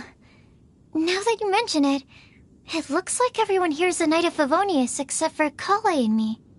I'd heard that there was a very young knight in the ranks, but it's still a surprise to see with my own eyes. Kale, what do you do? I'm a trainee forest ranger in the Avidia Forest. Trainee? It means I'm not officially a fully qualified forest watcher yet. I'm still learning. Oh, you're just like me. I'm still working towards becoming a fully qualified knight. Technically, though the distinction is hardly relevant right now. This isn't a very formal patrol. We're just chatting. Don't panic, Kale. Just pick a topic and join the conversation. Don't panic. Whatever you do, don't panic. It's just Amber and her friends. There's no need to be nervous. Let me guess. Were you chatting about the new guests in town? Yup. A few folks from Sumeru have come to visit, so we're brainstorming a few nice surprises for them. Amber! Sorry, At least I didn't say anything about what the surprises are. Oh no. How am I supposed to join this conversation now? What do I say to that? Speaking of nice surprises, we've actually had a fairly big one recently. What kind of surprise? Tell me! I'm saved. Sucrose is giving me a lead-in. Now, I just need to follow on from what she's already started talking about. What an interesting prophecy. I have no idea what the answers could be, though. So essentially, you're gathering information to help you solve the riddles, correct? I'll do my best to help. Thank you so much, Eula. Anytime. There's no need to answer right away. We'll put a mailbox next to the crafting bench for people to drop us a note once they've thought of something. I'll drop something in there for sure. Nice idea. I think we can all commit to writing a note. We'll see what we can come up with. Yup, don't worry. You can count on us. But we do have to finish our patrol first. What route are you taking today? We started in the Stormbearer Mountains, and we'll end at the city gates. You'd be very welcome to join us, but it sounds like you're pretty busy with all this.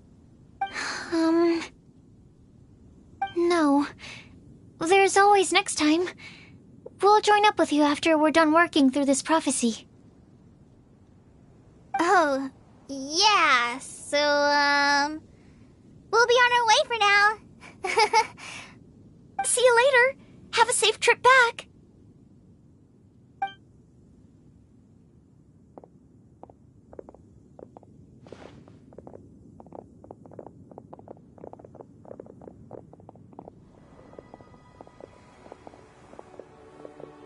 Are you okay, Kale? Was it that obvious? No, not at all. It just looked like you had something on your mind. So that means it was obvious. Whatever's bothering you, you can talk to me about it if you want. I'm happy to help. Thanks, Sucrose. Well, the truth is, I don't really know how to act around Amber and the others. Really? I thought you two were good friends. We are. Amber's a really important friend to me. I don't know. I guess if I'm being completely honest, the problem's probably with me. The first time I came to Mondstadt, I was really immature. I didn't want to let people in, and I was generally pretty awful to everyone. Amber was the one person who didn't give up on me, and if it wasn't for her persistence, I wouldn't have found a friend at all. Without Amber, I might not even be here today.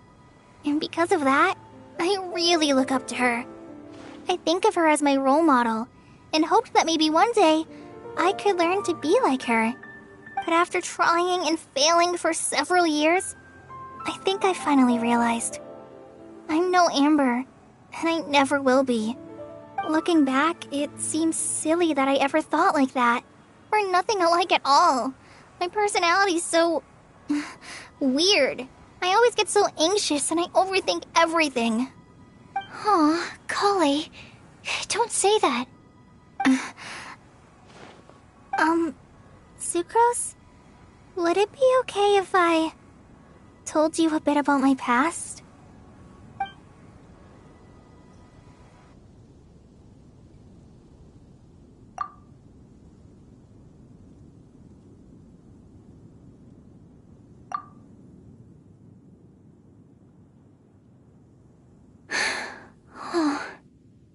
I already knew bits and pieces about her, but still, why did she have to go through all that? I'm sorry.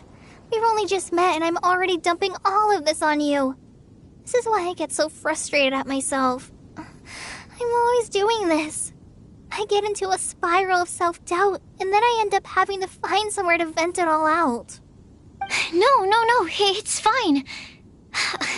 I'm really glad that you're willing to tell me all this.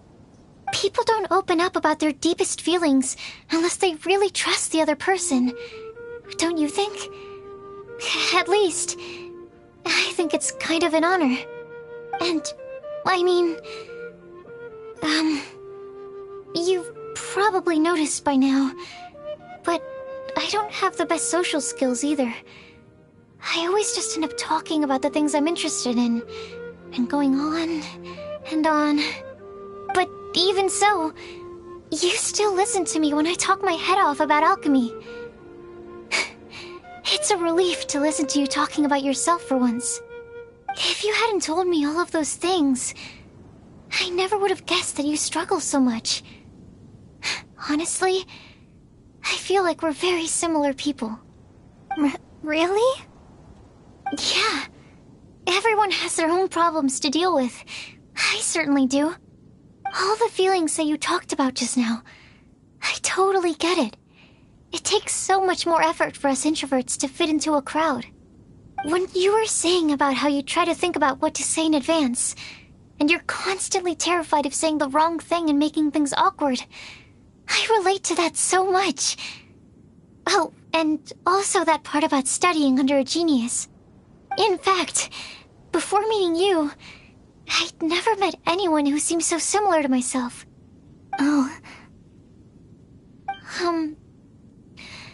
I'm not very good at giving words of comfort or anything, and I'm not gonna tell you to just get over it or stop worrying about it. How about we just sit here for a little while? We don't have to force a conversation if we can't think of anything. We can just sit here together. Sucrose has stopped talking, but for some reason, this doesn't feel awkward at all.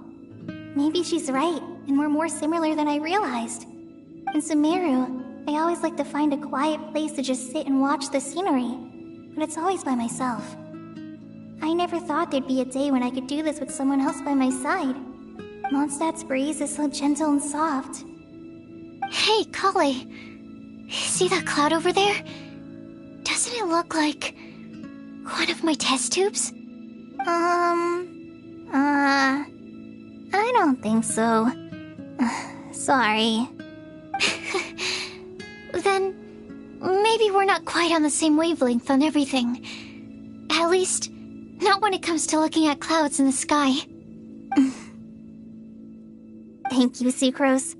I feel much better after talking to you. Yeah, it helps a lot, doesn't it? I also vent to my flasks sometimes. The next time I get the chance, I have to show you my Tetratanic Sweet Flower and my Tetratanic Windbloom. Your Tetra... what? 2 of my favorite things I've made. They're really cool. I think you might like them. Oh, okay. Yeah, you'll definitely have to show them to me sometime. I brought some crackers with me. You want one? There's cheese flavor or tomato flavor. Sure. I'll try the cheese one.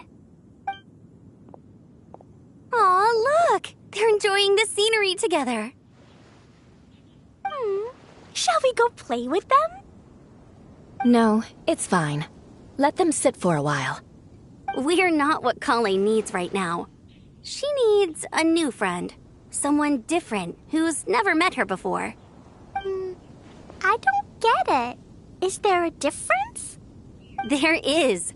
You'll understand once you're a little older, Klee. People can draw different kinds of strength from different kinds of friends. And right now, Kale needs someone that's just not the same old me.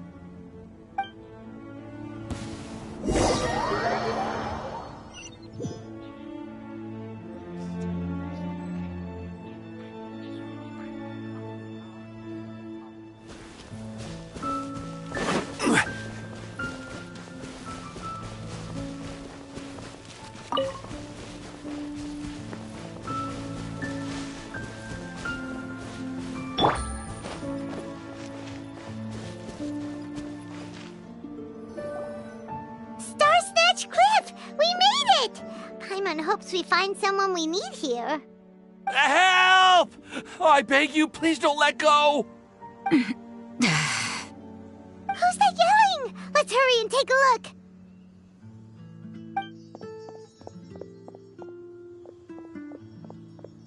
Timaeus? And we also have Rosaria and Mona? What kind of mishmash ensemble is this? Good question. What kind of a motley crew is this? It's been a while, Traveler. You two are looking pretty good. I trust you've been well. Yep, we're definitely faring a lot better than this poor guy on the ground. Hey, please don't rub salt in my wound. I really have been trying my best. Oh, you're one to talk. If this sister hadn't grabbed you in time, then you would have been seriously hurt, if not dead. I know. I really am grateful, miss. I can't thank you enough. Don't mention it. Just lending a hand. Quite literally. And had she not lent him a hand and pulled him up, he would have gone tumbling down the cliffside. What happened? Did Timaeus almost fall off the cliff? Well, so what actually happened was I came to Star Snatch Cliff today to pick some flowers and ran into Mona on the way. She took a look at her scry glass and advised me to turn back because it would be dangerous. But you still came up here anyway? Yes, I did, because there's something I just had to do. Oh, I hardly think giving flowers to your crush is worth throwing one's life away for. It's rare to run into someone with a death wish in this area. I don't have a death wish. I just didn't think it would really come true. I mean, when Mona said it would be dangerous, I thought I'd be fine as long as I watched my step cautiously. I'm sorry, okay? I was wrong. I'm telling you, I'm just here chasing the love of my life. Love-struck Mondstadters is what the Windbloom Festival's all about. Okay, that explains you. But why is Rosaria here? I was looking for a quiet place to escape the crowds. I wasn't planning on having to save a life along the way. So that's why the scryglass just showed danger instead of fatal danger. Very funny. Anyway, Traveler and Paimon, what brings the two of you to Star Snatch Cliff? Just trying our luck. We've got a lot of people we need to see today, so we've been all over the place. Actually, you're some of the people we were looking for. Huh?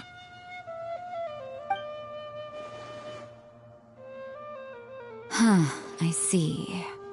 So all we'll need to do is find some clues, make a note, and drop it off at the mailbox? I can't believe there's a prophecy like this, let alone that I have a part to play in it.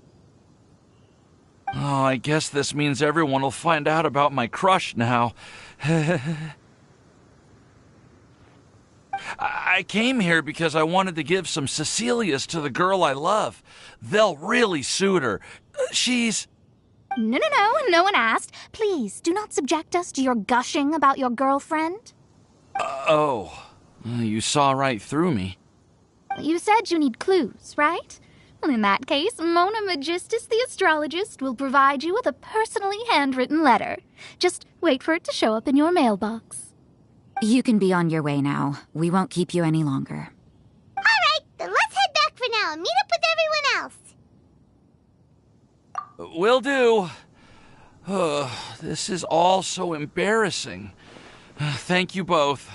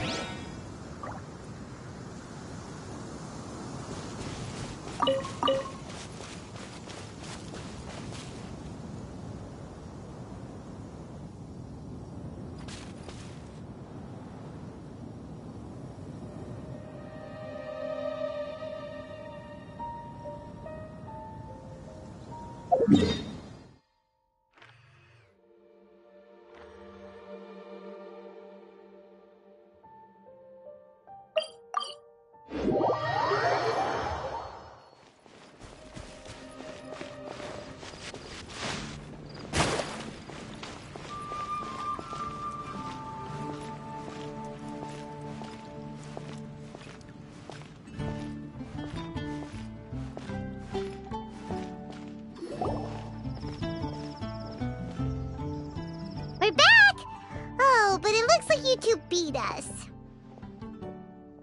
Welcome back. Did everything go well? Yep, we managed to find and talk to everybody. We got back a little early, so we took some time just now to put the mailbox together. We got really lucky today. The vendors were feeling super generous, so we didn't even need to pay for the materials. It's just a shame that Kale got a splinter. Don't worry about me. I'm used to working in the rainforest. I get splinters all the time. I've already taken care of it. We've already wrapped up everything on our to-do list for today. So, all we need to do now is wait for everyone's letters to arrive. Traveler, Paimon, why don't you get some rest while I keep an eye on the mailbox? You're definitely your master's student, Sucrose. As long as you or Albedo are around, Paimon can relax and know that everything's taken care of. Stop. You're embarrassing me. Wait. Actually, there's one thing that still needs taking care of. Paimon's starving. Hey, Traveler, you want to get dinner? Your treat. I'll go with Sucrose to return the leftover materials to the vendors. You two, go get a proper meal. We can't have anyone going hungry. Yeah, now would be a good time for a break. Once everything is ready, let's meet up here again and collate all the information we've gathered. Sounds like a plan.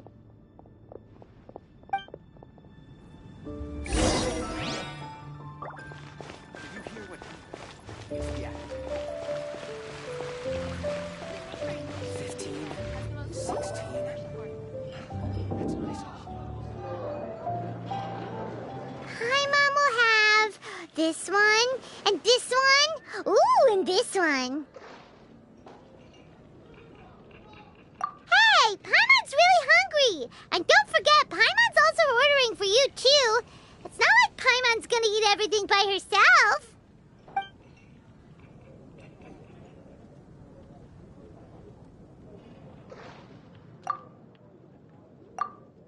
Ooh, Paimon is super full.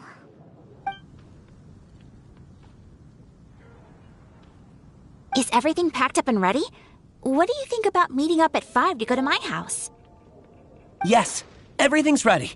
I've packed some great wine and smoked ham. Oh, your parents will love it. Ham? Look, we've known each other for quite some time now. Don't you think it's been long enough for you to remember that we only eat bacon in my house?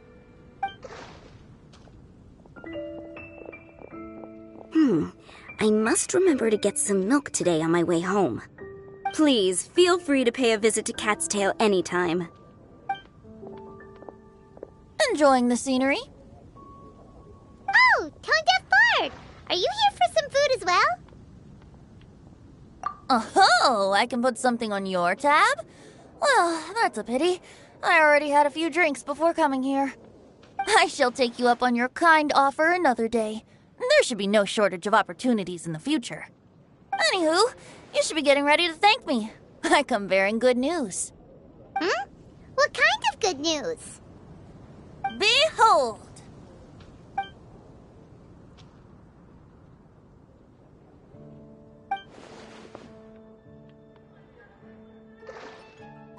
What is it? It's what you need the most right now. The answer to the prophetic puzzle. Simply head to the location marked on the map and you'll find the lantern you've been looking for. However, if I were you, I wouldn't just go and reveal the secret right away. As you've seen, a lot of people have been laboring hard to uncover the answer. A secret is like a well-aged brew. The aroma from the bottle is sweetest when revealed in the company of friends. Then it's settled. I'll leave you to your business for now. Feel free to find me for a chat again once you're done working through the prophecy. Also, if you have some time, we could organize another fast-track love poem class. Oh, you're starting that up again? I sure am. Nobody else has signed up this year, though, so the duty to learn falls on you. Anyway, see you later. Venti always looks so relaxed whenever we run into him. Paimon can't help but be jealous. Excuse me, if you don't mind. Could I chat with you for a moment? Oh? Who are you? You may call me Scarlet. Just like you, I'm a traveler visiting Mondstadt from another land. Mind if I buy you a drink?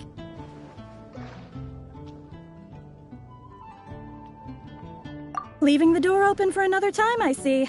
I can tell that you've dealt with a lot of people during your travels. You can tell? Well, we are very experienced adventurers after all. I can. That's why I tried to strike up a conversation with you in the first place. I was on my way to go shopping earlier when I overheard your conversation next to the crafting bench. From what I could gather, you are trying to investigate a bizarre prophecy? Yep, bizarre is definitely the word. Don't you think it sounds just like the kind of story that would happen in Mondstadt? Anyway, that's why I wanted to ask you a favor. If and when you manage to unravel the answer to the prophecy, could you let me know what it is? Not so much the prophecy itself, but Mondstadt as a nation. That's what I'm interested in. I was born in a distant land, but I have family and friends who once lived in Mondstadt for a long time. They said that it's a great place full of fairy tales and romance and recommended that I come for a visit. As it happens, someone I know has an anniversary coming up soon.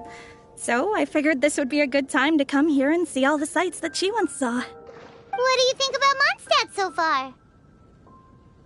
It certainly lives up to its name as the city of romance and freedom.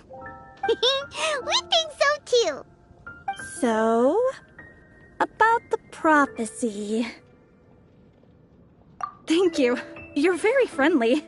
It's been a real pleasure to meet you. I'll leave it to you then. Hope you continue to enjoy the city and have a wonderful day.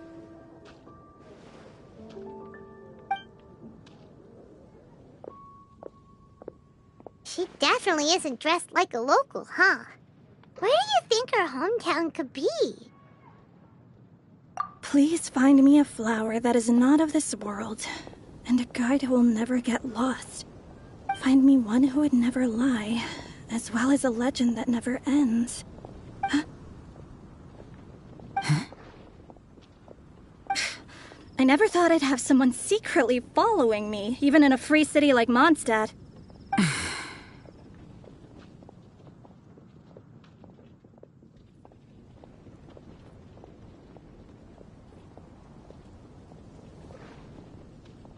Good day to you, miss.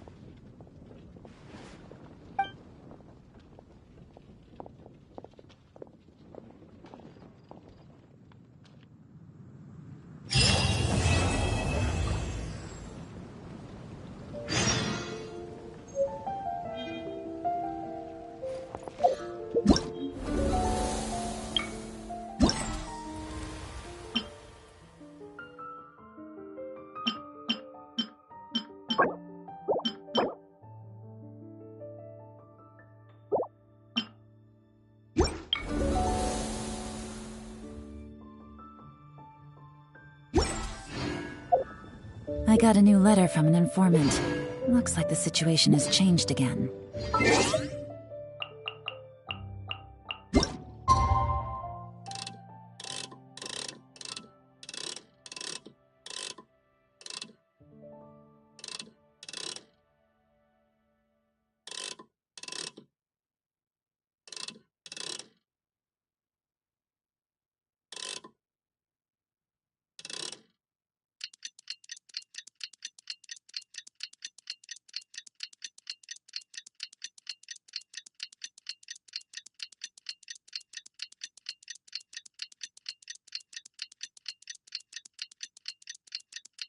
It's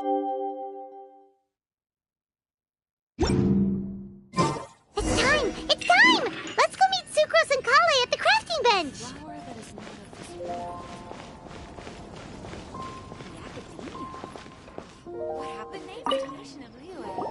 Hey, we're here! Traveler, Paimon, great timing.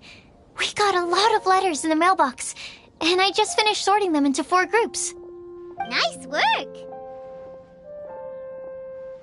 Well, the real work hasn't even started yet.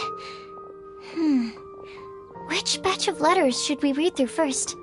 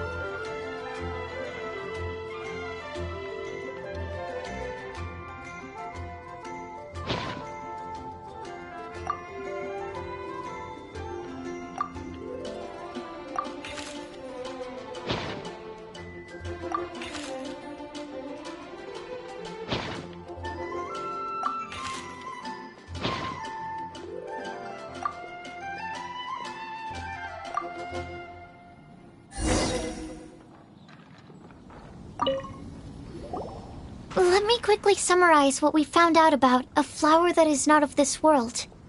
Tainari believes that on closer examination it might be logically paradoxal, while Albedo says that his answer would be better discussed at length in person. As for my answer, I think a clock in the shape of a flower would constitute one that is not of this world. Here's what we've gathered regarding a guide who will never get lost. Mona said that she'd like to join us in uncovering the secret behind the prophecy, while Bennett suggests Fischl, Mona, or the Traveler as potential candidates. Mika didn't submit much, but he did draw a vegetation map for Master Tainari and wrote up a dragon spotting calendar for Sino. Amber also wrote in. She said that she sees herself as nobody's guide, but everybody's friend. As for one who would never lie, Rosaria removed herself from consideration, but both Razor and Sino are willing to support us in our search. Timaeus seems to have forgotten to write to us. And finally, this is what we've gathered on a legend that never ends. Klee said that her mom has a number of friends who like to write storybooks. Lisa believes that legends live forever in people's hearts. I think that for a legend to be never-ending, it has to be filled with hopes and dreams and actively pass from one person to the next. So, what are the answers to the 4 riddles then? You're really smart, Paimon. I bet you can figure it all out in no time. Or, let's all share our thoughts on what we think the answers might be.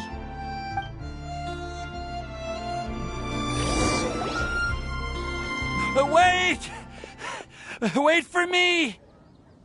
Oh, Timaeus! What brings you here? I'm sorry, I really am. The time just got away from me and I didn't get around to writing that letter.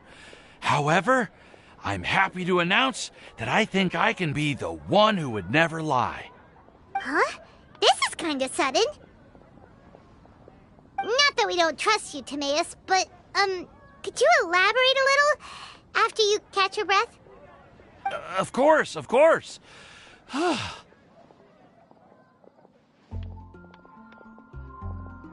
Do you still remember the time I, collaborated with a certain Miss Ying-ar? Well, basically, she helped me out a lot with my research into potion making once, and, well, we've stayed in touch through letters ever since. Wait, so Ying-ar is the girl from Liyue that Sucrose mentioned earlier?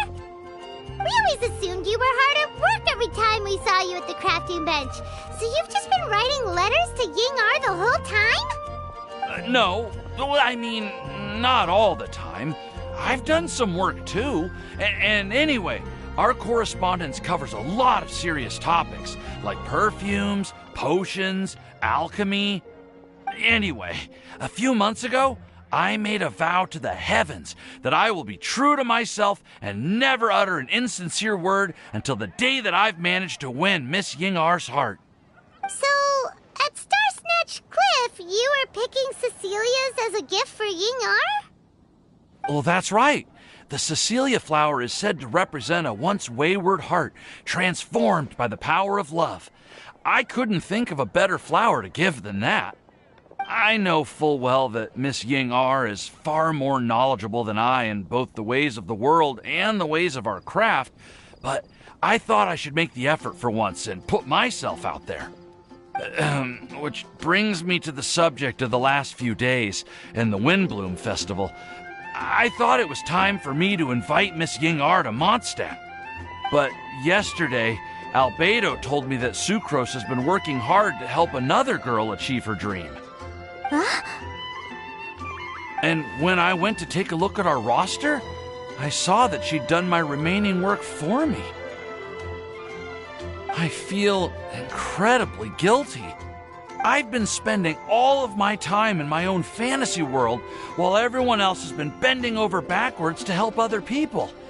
How could I ever hope to be worthy of Miss Ying-ar's love if I'm so selfish? Oh, Timaeus. And that's why I've decided to join you. But then what about Ying-ar? Yeah. Haven't you been planning this for over a month now? You said you were gonna invite her to Mondstadt. Well, yes, I did mention in my letters that I'd like her to visit, which is why I just sent her another gift with my hand-picked wind blooms, along with a handwritten letter. I explained that a matter of great importance has presented itself to which I must devote my full attention for the time being. As soon as it's resolved, I'll make haste to Liyue to pick her up in person. I made sure to package the gift and letter with the greatest care. All I can do now is hope that she'll understand. Point being, please know that I sincerely want to support you in this endeavor. Plus, I think I'm an honest person. As far as I recall, I don't think I've told a single lie in my life. Well, you certainly convinced Paimon with that speech. Don't worry, Timaeus. We won't let your determination go to waste. Thank you, Timaeus. Ah, thank you, everyone. I promise to do everything I can to help. Okay, so it looks like we found our one who would never lie. Great! Let's keep it up. On to the other three.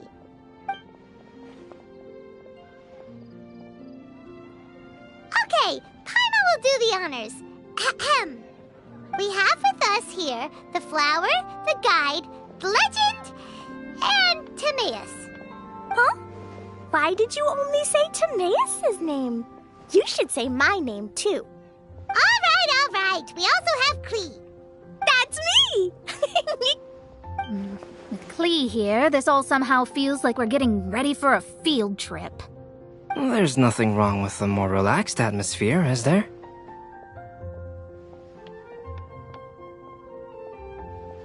Of course. We will soon see if my hypothesis has any merit. Actually, I'm still feeling a little nervous. Me too. But weren't you all fired up just a moment ago? Yeah, you're right. Okay, let's do this. Actually, I'm a little worried too. Deep breaths. Deep breaths. I know what you're feeling. Saying anything becomes so much harder when there are so many people watching. Well, does anyone know the exact location of where we're headed, or should I do a reading on my scry glass? According to the prophecy, once we've figured out the answer, we should test it at the Lantern of Utmost Joy. Wait, but where is this lantern? Oh, we know something about that. What?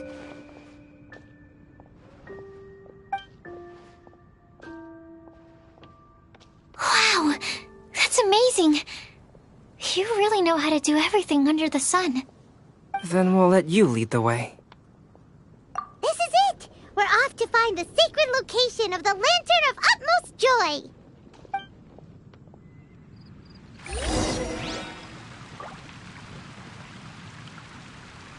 Did you hear what happened? It's the Academy.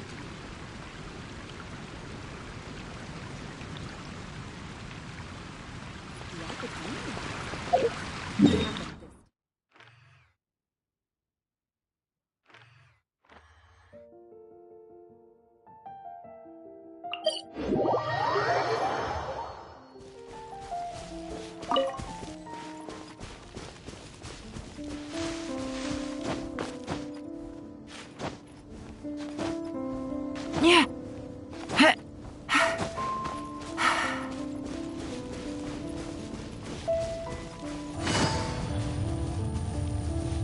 According to the map, it should be somewhere around here. Let me take a look. Oh, it should be right up ahead.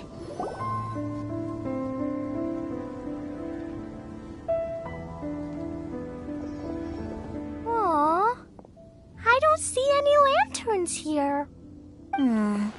Now that I think about it, the prophecy didn't say anything about what the Lantern of Utmost Joy actually looks like, right?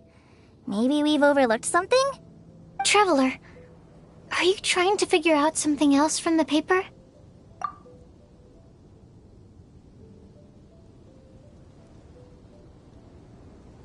Paimon's reading too! Huh? It says to look up, but there's nothing above us!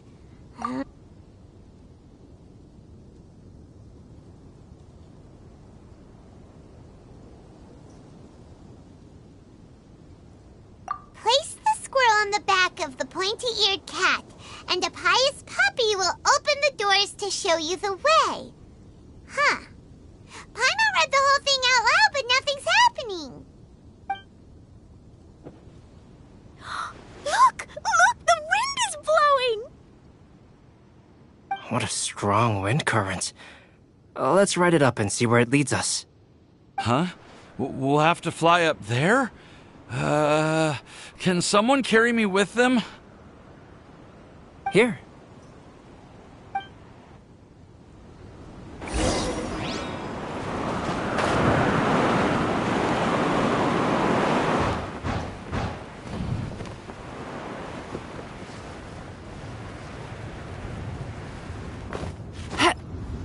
Yeah.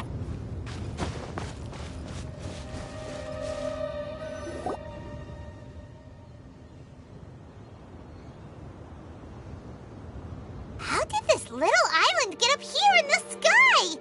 Did somebody make it? Just to be safe, I've been jotting down our entire route here.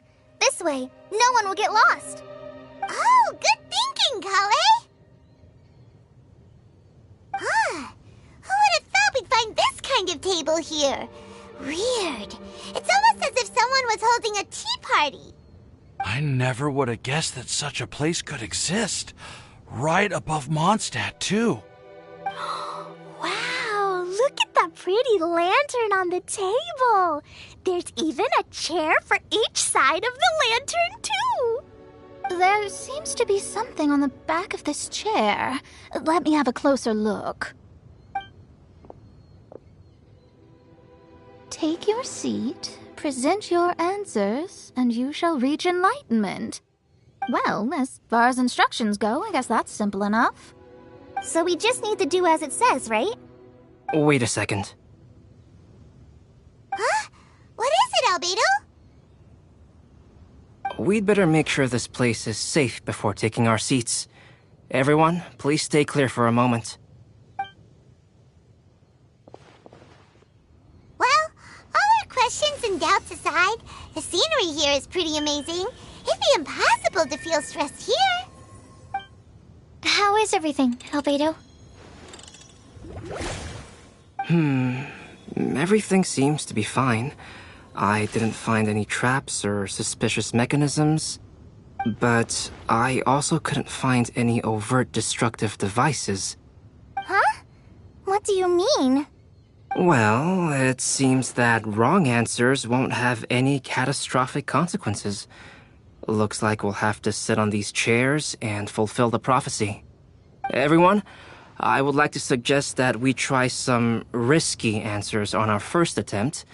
Let's reserve our most confident answers for the second round. That sounds kind of smart, but why? Ah, I get what he means. If we do as he says, then we may be able to figure out how the puzzle works. I see. That makes a lot of sense. Mona, is there something wrong? You're not looking too good. Oh, are you hungry? I brought some snacks. Thank you for offering, Klee, but that's not quite it. While Albedo was checking just now, I gave my scryglass a spin hoping to find some information. But there's a strange aura to this place. It's almost as if someone has been staring at me as soon as we stepped foot in here. But if nothing here has actually been physically tampered with, then no. Could that person be...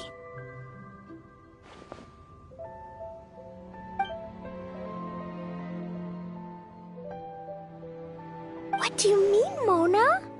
Who could it be? Never mind. It's not like I've got any proof. Don't leave us on the edge like this, Mona. I'll just do what Albedo said. Yes, let's test the hypothesis together, Klee. Come on, join us, Mona. Oh, all right. Okay, then I'll answer the first question. If someone were to ask me to find a flower that is not of this world... You can do it, Sucrose!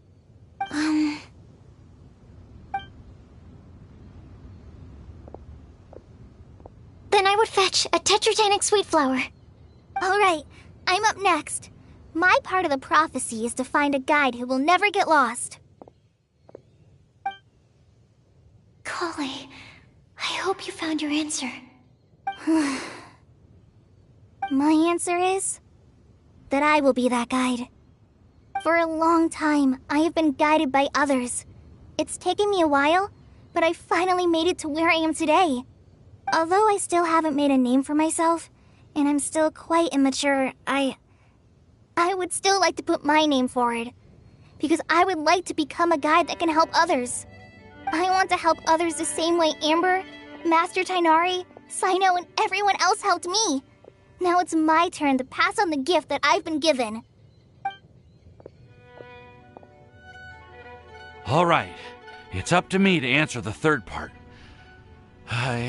I'll submit myself as one who would never lie. Although I've never really had any other virtues or talents, I'm confident that I've always been an honest person. I'd like to thank everyone, too, for giving me this opportunity to validate myself. And last but not least, I will answer the final part of the prophecy. There's no tale more befitting the title of a legend that never ends than our fates as human beings. Wait! The lantern just lit up! Whoa! All 4 sides of the lantern are glowing! Huh? But...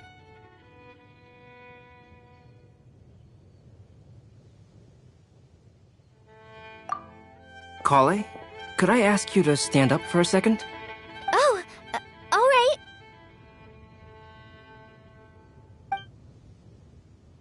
Huh? What's going on? Why is it lighting up regardless of who's sitting in the chair? Didn't it say we have to answer all the questions correctly? It's pretty clear now, isn't it? We've just proven that there is no right answer for this prophecy.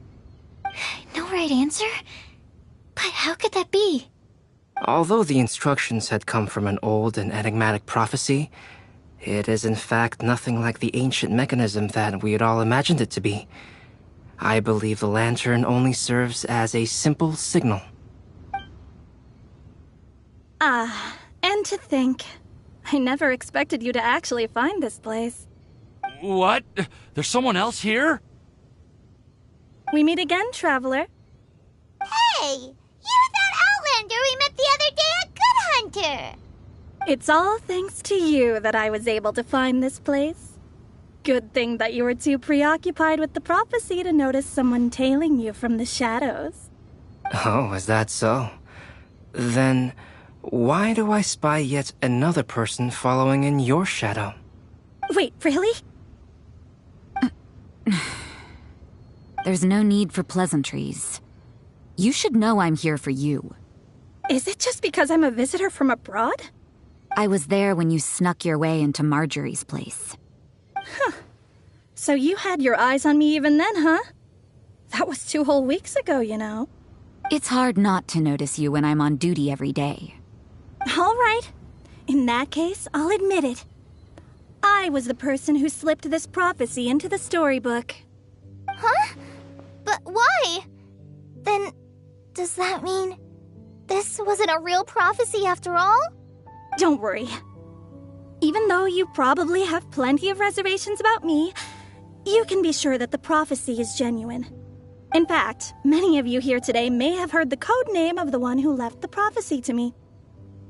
She hailed from an ancient assembly of powerful women, each of whom used a single letter to signify themselves.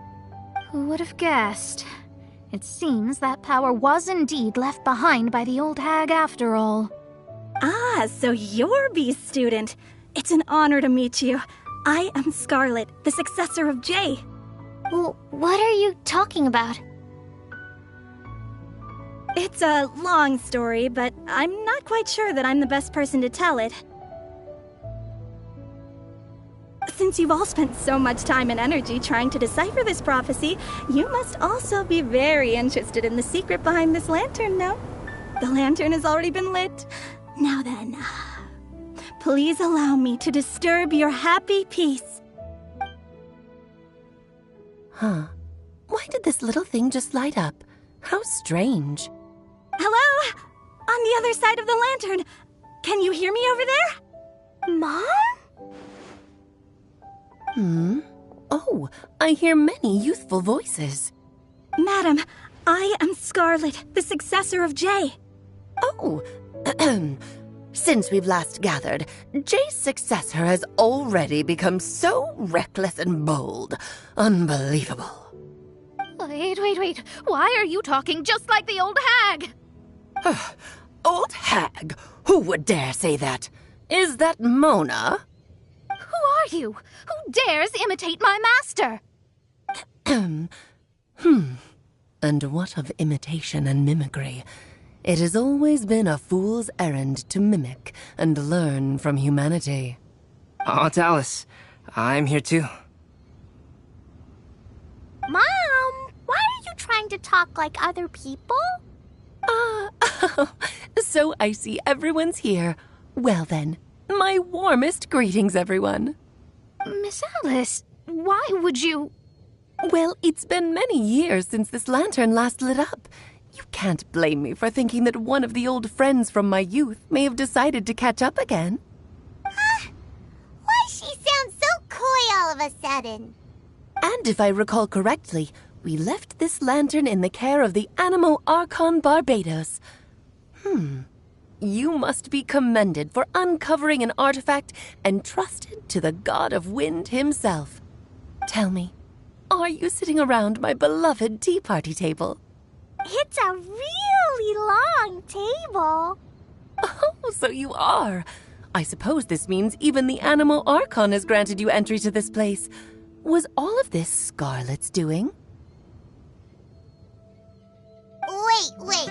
Paimon's completely lost now. So what was this assembly you were talking about earlier? Oh, Miss Alice, would it be all right to leave the explanation of that to you? Well, you should be rewarded for making it all the way up here and activating the lantern. Now then, let me tell you a long and ancient story. Ever heard of the Hexenzirkel? As the spooky name suggests, it's a secret society. Once upon a time, it even challenged the Animo Archon himself. But he replied, "Let us make music, not war, and resolve our conflicts through song." From then on, the mages would only ever convene in the woods, in the skies, or on the edges of cliffs. At these tea parties, they discussed their stories and secrets and resolved their differences, as the tea and cakes bore witness to their pledge never to fight amongst themselves. Yesterday I snuffed out the life of my beloved. He had grown old and was extremely sick. He loved me dearly, so I took his fate in my hands and ended his pain.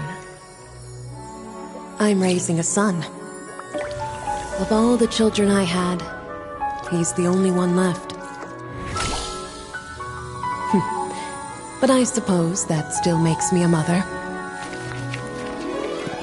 My lifespan is nothing compared to yours, so I wish to leave you with my storybook. Actually, maybe you can pass it on to your children one day. Oh, this looks interesting. Let me scry.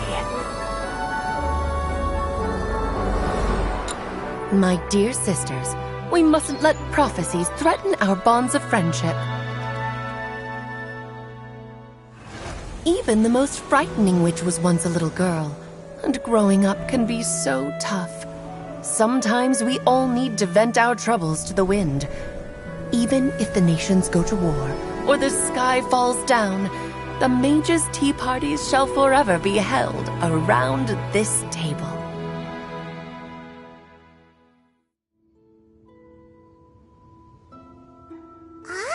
So this is where the legendary mages held their meetings. That's right. We often met here to chat and have tea. Then, what about the part saying that if we light the lantern of utmost joy, we'd receive a supreme blessing? About that. I never expected anyone other than Jay to actually read the full contents of that prophecy. It's a little embarrassing. The truth is, That prophecy was actually just a letter that we sent to Jay as a group the day before her wedding. So it was indeed written by all of you. I must thank you for resisting the urge to immediately reveal the truth to everybody, Albedo.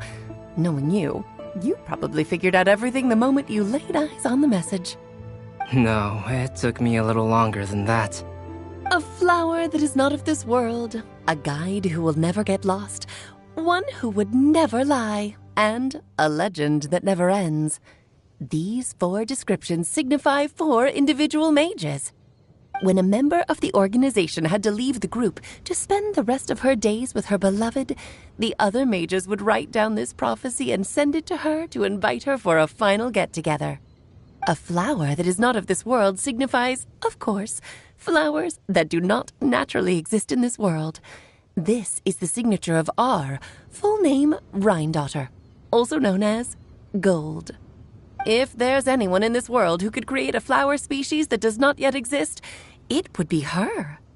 The guide who will never get lost is N, otherwise known as Nicole. You may not have encountered her yet, but she is a truly extraordinary woman who has made this world's direction and order her subject of study.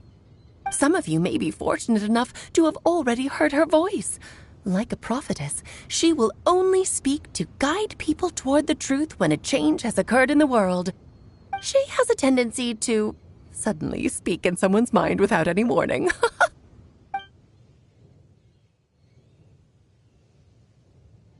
If one day you would be unfortunate enough to run into a truly dangerous situation, she may use her voice to guide the way forward for you. Who would have guessed that there are so many mysterious women in this world and that they would all know each other?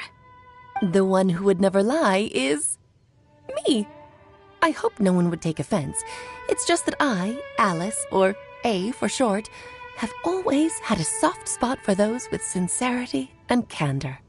As for a legend that never ends, you may not know M in person, but you've likely encountered one of her works. Have any of you ever read The Boar Princess? Huh? I'm pretty sure every child in Mondstadt has read that book. It's also one of my favorite stories. M was an exceptional human writer who used her prose to teach me the meaning of grief. Don't you think such a person would deserve a seat at the mage's table? Paimon's getting more and more lost. It may sound hard to believe, but I can attest to everything that Alice has said.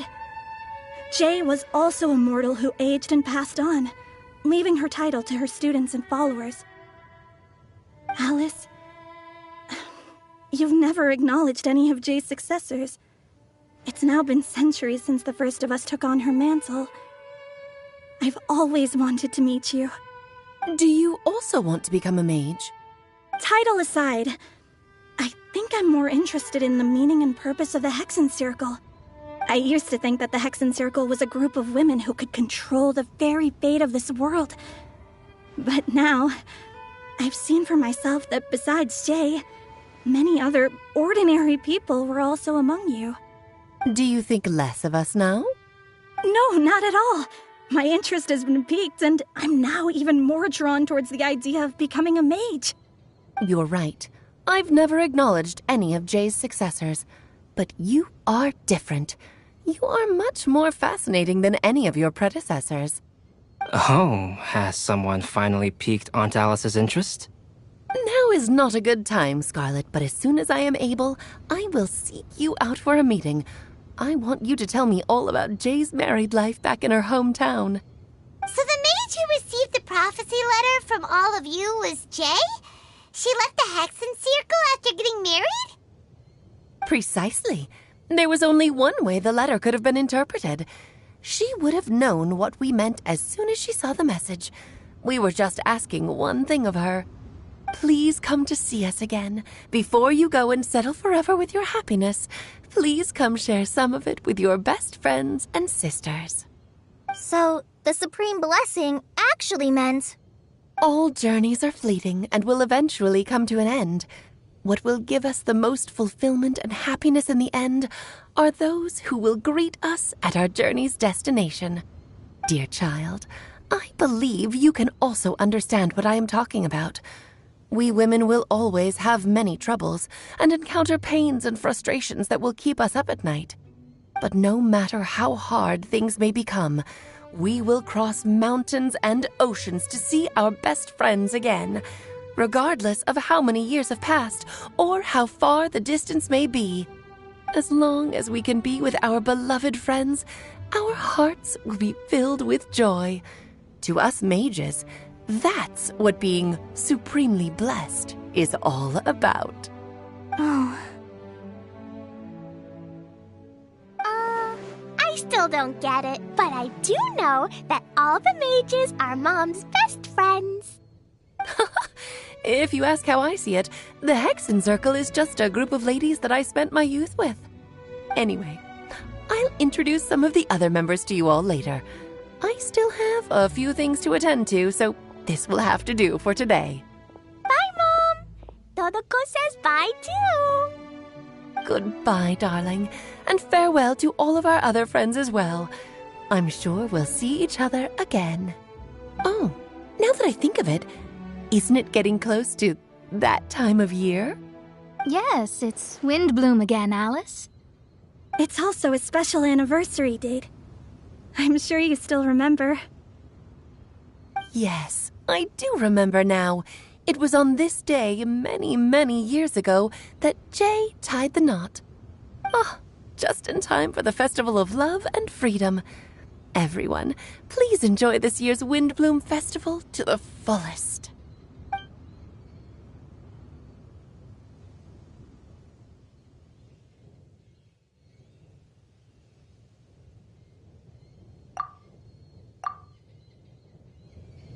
Whoa! Ah! Albedo! Why didn't you tell me we'd have to glide all the way back down?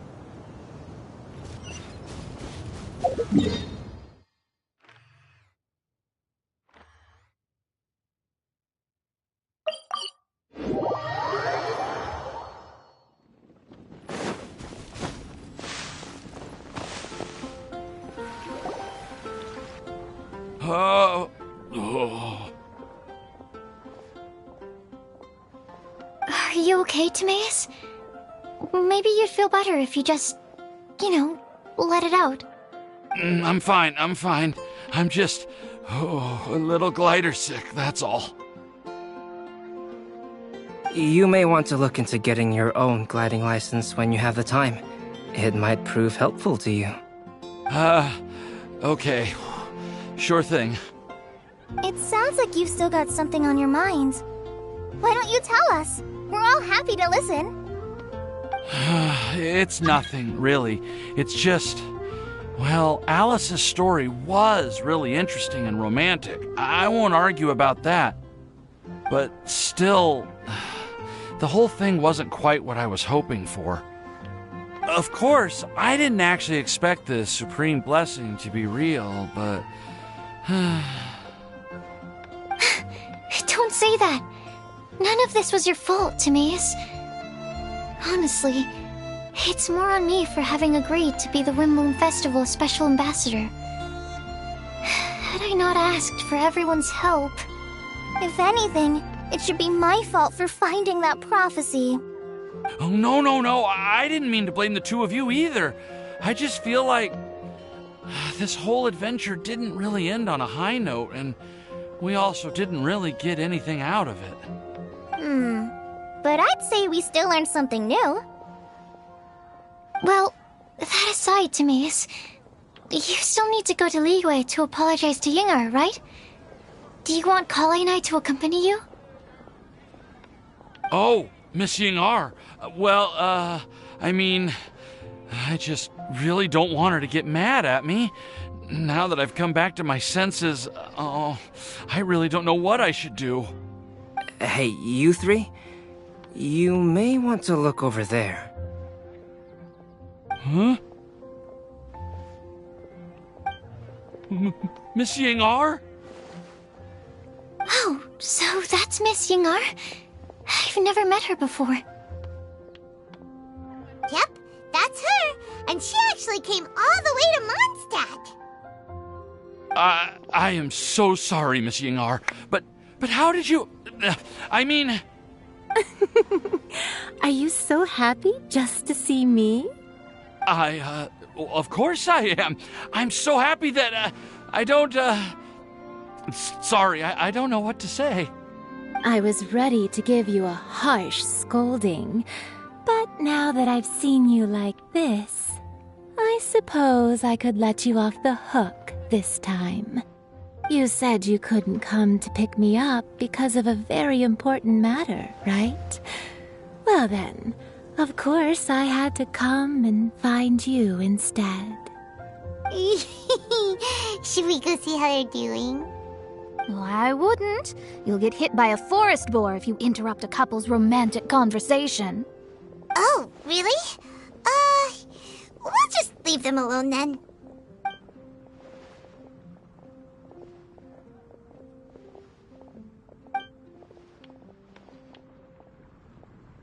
I am so glad to see Timaeus find his happiness. I have to say, I'm even more envious of you, Sucrose. You can be happy just to see others happy, and you gave me so much help without any expectations in return. Even though you said that we're very much alike, I still feel like you have a much bigger heart than I do. But if you say that, then I'd say I'm also nowhere near as brave or tenacious as you. I guess we have the same amount of positive qualities. They're just spread over different parts of our personalities. I've never visited Sumeru, or made many friends from outside of Mondstadt. I'm happy just to have met and become your friend. Maybe I'll get shy and flustered when I meet other people I don't know in the future.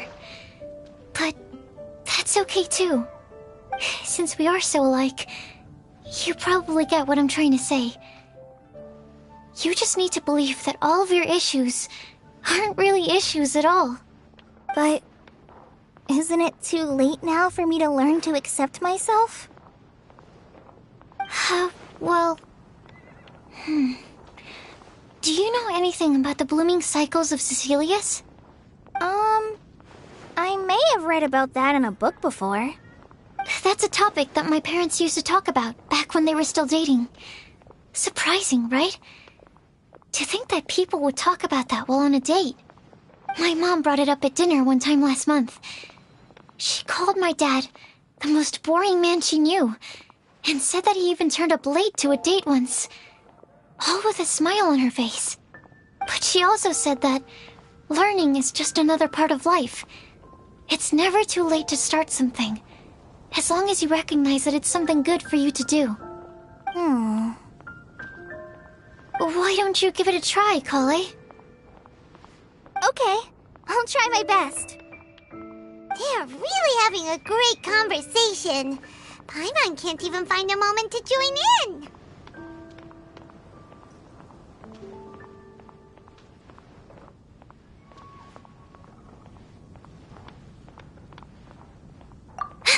I nearly forgot. This is for you. This texture. Are these seeds? Yep. I believe I mentioned my sweet flower research to you before. These are the seeds of the sweet flower cultivars that I've worked on. It's nothing too special, but they're the best cultivars that I've made. So, I really hope that you'll like them. They're super sweet and easy to grow and keep. I'm also submitting them as my wind blooms for this year. I wish that the Anemo Archon could also see how lovely they are. Thank you. I'll plant them in the Avidia forest and take good care of them. Kale, please take these notes with you. I've heard that you've been working hard on your studies, so I've prepared some study materials for you at Sucrose's request. Feel free to look through them whenever you can find the time. Mondstadt's doors will always remain open to you. Thank you so much. Really, I don't know what to say. I'm just really happy. Sucrose, now's your chance. Didn't you want to collect a breath of joy? You're right. I almost Kale, can you exhale once into this test tube? I will save this breath of joy and use it in my research. Oh, really? May I? Of course.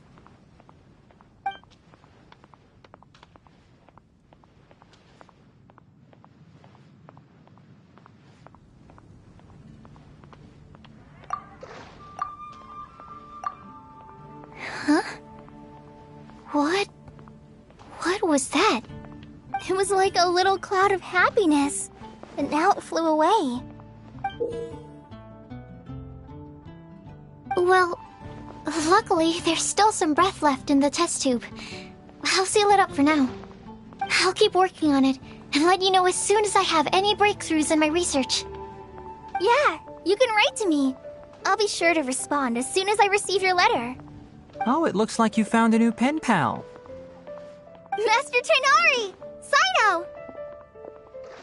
If your friendship was forged in a test tube, does that make you test friends forever? That's it. I think you've ruined Sumeru's reputation in Mondstadt beyond all hope of repair. All that matters is that I've enjoyed Mondstadt immensely. The dragon here possesses a majestic form. Oh, that reminds me. Traveler, this card back is for you.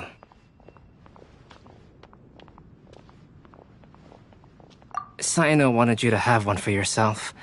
If I had to guess, I'd say he probably wants you to use it if you challenge him to a duel. I'm a master of the game. Do you dare challenge me? Can you believe this guy? Huh. Let's knock him off his high horse. Wait! I've got something to give you, too. Huh? Kale has a gift for us? Yeah! I figured I should follow local Mondstadt customs and prepared a few small things themed after the Windbloom Festival. I made these bookmarks from Sumeru roses at the hotel. I want to give them to Amber, Master Tainari, and Sino. During Windbloom, Mondstadters offer flowers to the people most important to them. You three are family to me. But Tainari said that we're not anything like an academic family. He wouldn't write joint papers with us. Well, in this case, we can consider ourselves as regular siblings. And that should be just fine. I agree. Oh, and here are some Padisara seeds as well. These are for the Traveler, Paimon, and everyone else from Mondstadt. Whoa, are these really for us? So, are these your chosen Windblooms? Mm-hmm, one of them. Both Padisaras and Sumeru roses are my Windblooms. Although they're not native to Mondstadt, they are the flowers that can best express my feelings. I want to give them to the people I feel thankful for. To those who I wish to accompany as we greet more seasons and future Windblooms together. The real blessing in life is when you are surrounded by people who you'd miss day and night, and who you'd want to see even if that meant crossing mountains and oceans to do so. I'm so happy to hear you say that. Sucrose, do you see that cloud over there? Huh? Doesn't it look just like your test tube?